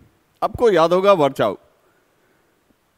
वर्चाउ ने जो है कहा था कि all the new cells arise from pre existing cells. जितना भी नया सेल बनेगा वो प्री एग्जिस्टिंग सेल से बनेगा। तो नया सेल का बनने का प्रोसेस ही बेटा सेल डिवीजन कहलाता है। जैसे मान लो या यहां पहले देख लो, new cells are formed in organisms in order to grow. जरूरी किस चीज के लिए नए सेल्स? ग्रोथ के लिए। पुराने सेल को रिप्लेस करने के लिए, डेड एंड इंजर्ड सेल को रिप्लेस करने के लिए, and to form gametes required for reproduction, और गैमेट बनाने के लिए। गैमेट मतलब जो है, गैमेट मतलब हो गया रिप्रोडक्टिव सेल, ठीक है। मेल में स्पर्म, फीमेल में ओवम, ठीक है ना। तो इतने सारे जो है कारण हैं जिसके लिए हमको आपको नए सेल्स चाहिए। और the process by which new cells are made called cell division. There are 2 main types of cell division, mitosis and meiosis, ठीक है। अब देखो ये क्या है, जब से कोई भी सेल हमारे तुम्हारे शरीर में कंप्लीटली मैच्योर हो जाता है, ये मान लो इसका न्यूक्लियस हो गया, ये मान लो इसका न्यूक्लियस हमने बना दिया, ये साइटोप्लाज्म बना दिया, ठीक है। अब पता ही है तुमको इसमें ऑर्गेनेल्स भी होते हैं, पढ़ ही चुके हो पूरा तुम। तो ये मान लो एक सेल है जो मैच्योर हो गया है, अब डिवाइड करेगा, तो बेटा इस सेल को मदर सेल कहा जाता है। और जब ये सेल 2 हिस्से में बट जाता है, मान लो ये सेल धीरे धीरे मैच्योर होता है, मैच्योर होने के बाद ये 2 नए सेल्स में डिवाइड होता है, ठीक है। ये भी सेल मैच्योर हो गया है, ये 2 नए सेल में डिवाइड हो गया है, फिर ये 2 नया सेल 2 अलग अलग सेल्स में डिवाइड, मतलब पहला भी 2, दूसरा भी 2। कहने का सेंस ये है कि जो भी सेल डिवाइड हो रहा है मैच्योर करके, उसको हम मदर सेल कहते हैं बेटा। और जो भी नए सेल्स बनते हैं, बेटा, ठीक है, नए सेल्स बन रहे हैं, तो इसको बेटा हम लोग डाउटर सेल्स कहते हैं, ठीक है। मतलब कहने का सेंस ये है कि सेल मैच्योर होने के बाद अपने आप को अलग अलग हिस्सों में बांट लेता है, ये कहलाता है सेल डिवीजन। अब ये 2 तरह का बेटा, एक माइटोसिस है, एक मियोसिस है, ठीक है। मान लो एक मदर सेल ने मैच्योर होने के बाद 2 नया डाउटर सेल बना लिया। एक मदर सेल से 2 डाउटर सेल बना, और अगर इसमें क्रोमोसोम की संख्या X है तो इसमें भी X है, इसमें भी X है, इक्वल नंबर ऑफ क्रोमोसोम वाली बात हो गई, तो फिर बेटा ये माइटोटिक डिवीजन कहलाएगा। और अगर मान लो यहां मदर सेल में X नंबर ऑफ क्रोमोसोम है, रुको मैं पेन का कलर चेंज कर देता हूं, अगर यहां X नंबर ऑफ क्रोमोसोम है, यहां x/2 हो गया, यहां भी x/2 हो गया, और बाद में फिर मतलब 1 से 2 बना, और 2 से फिर 4 बन गया, 2 से फिर 4 बन गया, और सब में क्रोमोसोम की संख्या, इसमें भी x/2, इसमें भी x/2, इसमें भी x/2, इसमें भी x/2। मतलब ओवरऑल क्या हुआ ये देखो, एक मदर सेल से 4 डाउटर सेल्स बनते हैं और क्रोमोसोम की संख्या आधी हो जाती है। तो ये बेटा मियोटिक डिवीजन कहलाता है। और मियोटिक डिवीजन में क्योंकि क्रोमोसोम की संख्या आधी हो जाती है, इसीलिए इसको रिडक्शनल डिवीजन भी कहा जाता है। रिडक्शनल डिवीजन भी कहा जाता है। और इसी डिवीजन से हमारे आपके बॉडी में गैमेट्स का फॉर्मेशन होता है, रिप्रोडक्टिव सेल्स का फॉर्मेशन होता है। ठीक है, तो अगर इक्वेशनल डिवीजन हो गया, इक्वेशनल डिवीजन हो गया, इक्वल नंबर ऑफ क्रोमोसोम आ गया, एक मदर सेल से 2 डाउटर सेल बना और दोनों में इक्वल नंबर ऑफ क्रोमोसोम आ रहा है, ठीक है, तो फिर इसको इक्वेशनल डिवीजन भी कहा जाता है। और ये डिवीजन बेटा माइटोटिक डिवीजन होता है। चलो माइटोटिक और मियोटिक डिवीजन में अब डिफरेंस देखते हैं। ये इक्वेशनल डिवीजन है, बता ही दिया मैंने तुमको। ये रिडक्शनल डिवीजन है क्योंकि क्रोमोसोम की संख्या घट गई थी। इसमें एक मदर सेल से 2 डाउटर सेल बना था। माइटोटिक में देख लो, एक मदर सेल से 2 डाउटर सेल बना। ठीक है, यहां मदर सेल में ही डेवलपमेंट हो रहा है, यहां डिवाइड नहीं हुआ है। आप ये मत समझना कि 1 से 1 फिर 1 से 2, ऐसा नहीं है। ठीक है, मदर सेल अपने डिवीजन की तैयारी कर रहा है और एक मदर सेल से 2 डाउटर सेल बन गया है। तो 1 से 2 बना माइटोटिक डिवीजन है, 1 से 4 बना मियोटिक डिवीजन। हाँ जी, 4 डाउटर सेल्स आर फॉर्म्ड, बढ़िया बात है। Daughter cells have same number of chromosome, बता ही दिया मैंने आपको। माइटोटिक में, माइटोसिस में क्या होता है, जितना मदर सेल के पास है उतना ही डाउटर सेल के पास भी है। लेकिन मियोसिस में क्या होता है बेटा, डाउटर सेल में क्रोमोसोम की संख्या आधी हो जाती है, हाफ हो जाती है। It helps in growth and repair of injured tissues. हमारा आपका जो ग्रोथ होता है या टिश्यूज रिपेयर होते हैं या सेल्स रिप्लेस होते हैं, तो वो जो सेल्स बनते हैं वो माइटोसिस से बनते हैं। तो ये ग्रोथ में भी मदद करता है। आप बहुत छोटे थे ना, अब धीरे धीरे बड़े हो गए, तो कौन से डिवीजन ने आपको मदद की? आपके बॉडी के डेवलपमेंट में, ग्रोथ में कौन से डिवीजन ने मदद की? तो बेटा माइटोटिक डिवीजन ने मदद की। और गैमीट के प्रोडक्शन में मैं पहले ही बता चुका हूं आपको, रिप्रोडक्टिव सेल्स के प्रोडक्शन में, गैमीट के प्रोडक्शन में बेटा मियोटिक डिवीजन जो है वो टेक पार्ट करता है। ठीक है, समझ में आ गई बात? चलिए, बड़ा सिंपल सा क्वेश्चन है, बड़ा सिंपल सा क्वेश्चन है बेटा, बस लास्ट है। आप जरा सा देख लें कि प्लांट सेल और एनिमल सेल में डिफरेंस क्या पूछ दिया जाता है, काफी इंपॉर्टेंट क्वेश्चन बनता है। ठीक है, लगभग हर स्कूल में पूछा जाता है, पेपर में क्वेश्चन आता है। तो प्लांट सेल में सेल वॉल प्रेजेंट रहता है, रैपिडली हम लोग कर लेते हैं। प्लांट सेल में सेल वॉल प्रेजेंट रहता है, एनिमल सेल में बेटा सेल वॉल नहीं होता है। प्लांट सेल में आपने देखा था वैक्यूल बड़ा सा था, ठीक है। एनिमल सेल में या तो बहुत छोटा होता है या होता भी नहीं है, ठीक है। सेंट्रोसोम वही cell division, animal cell division में मदद करता है। आप कहोगे सर ये तो सिलेबस में है ही नहीं, तो मत लिखना, ढेर सारे डिफरेंसेस है, कोई 3 आपको याद रखना है। तो सेंट्रोसोम एनिमल सेल में होता है, ठीक है, प्लांट सेल में सेंट्रोसोम एब्सेंट रहता है। अब देखना, प्लांट सेल में प्लास्टिड प्रेजेंट रहता है, एनिमल सेल में प्लास्टिड नहीं होता है, वही क्लोरोप्लास्ट, क्रोमोप्लास्ट, ल्यूकोप्लास्ट वगैरह। ये बहुत इंपॉर्टेंट है बेटा, ये बहुत इंपॉर्टेंट है, मैं बॉक्स में बंद कर देता हूं। प्लांट में स्टोर्ड फूड को स्टार्च कहते हैं और एनिमल में स्टोर्ड फूड को ग्लाइकोजन कहते हैं।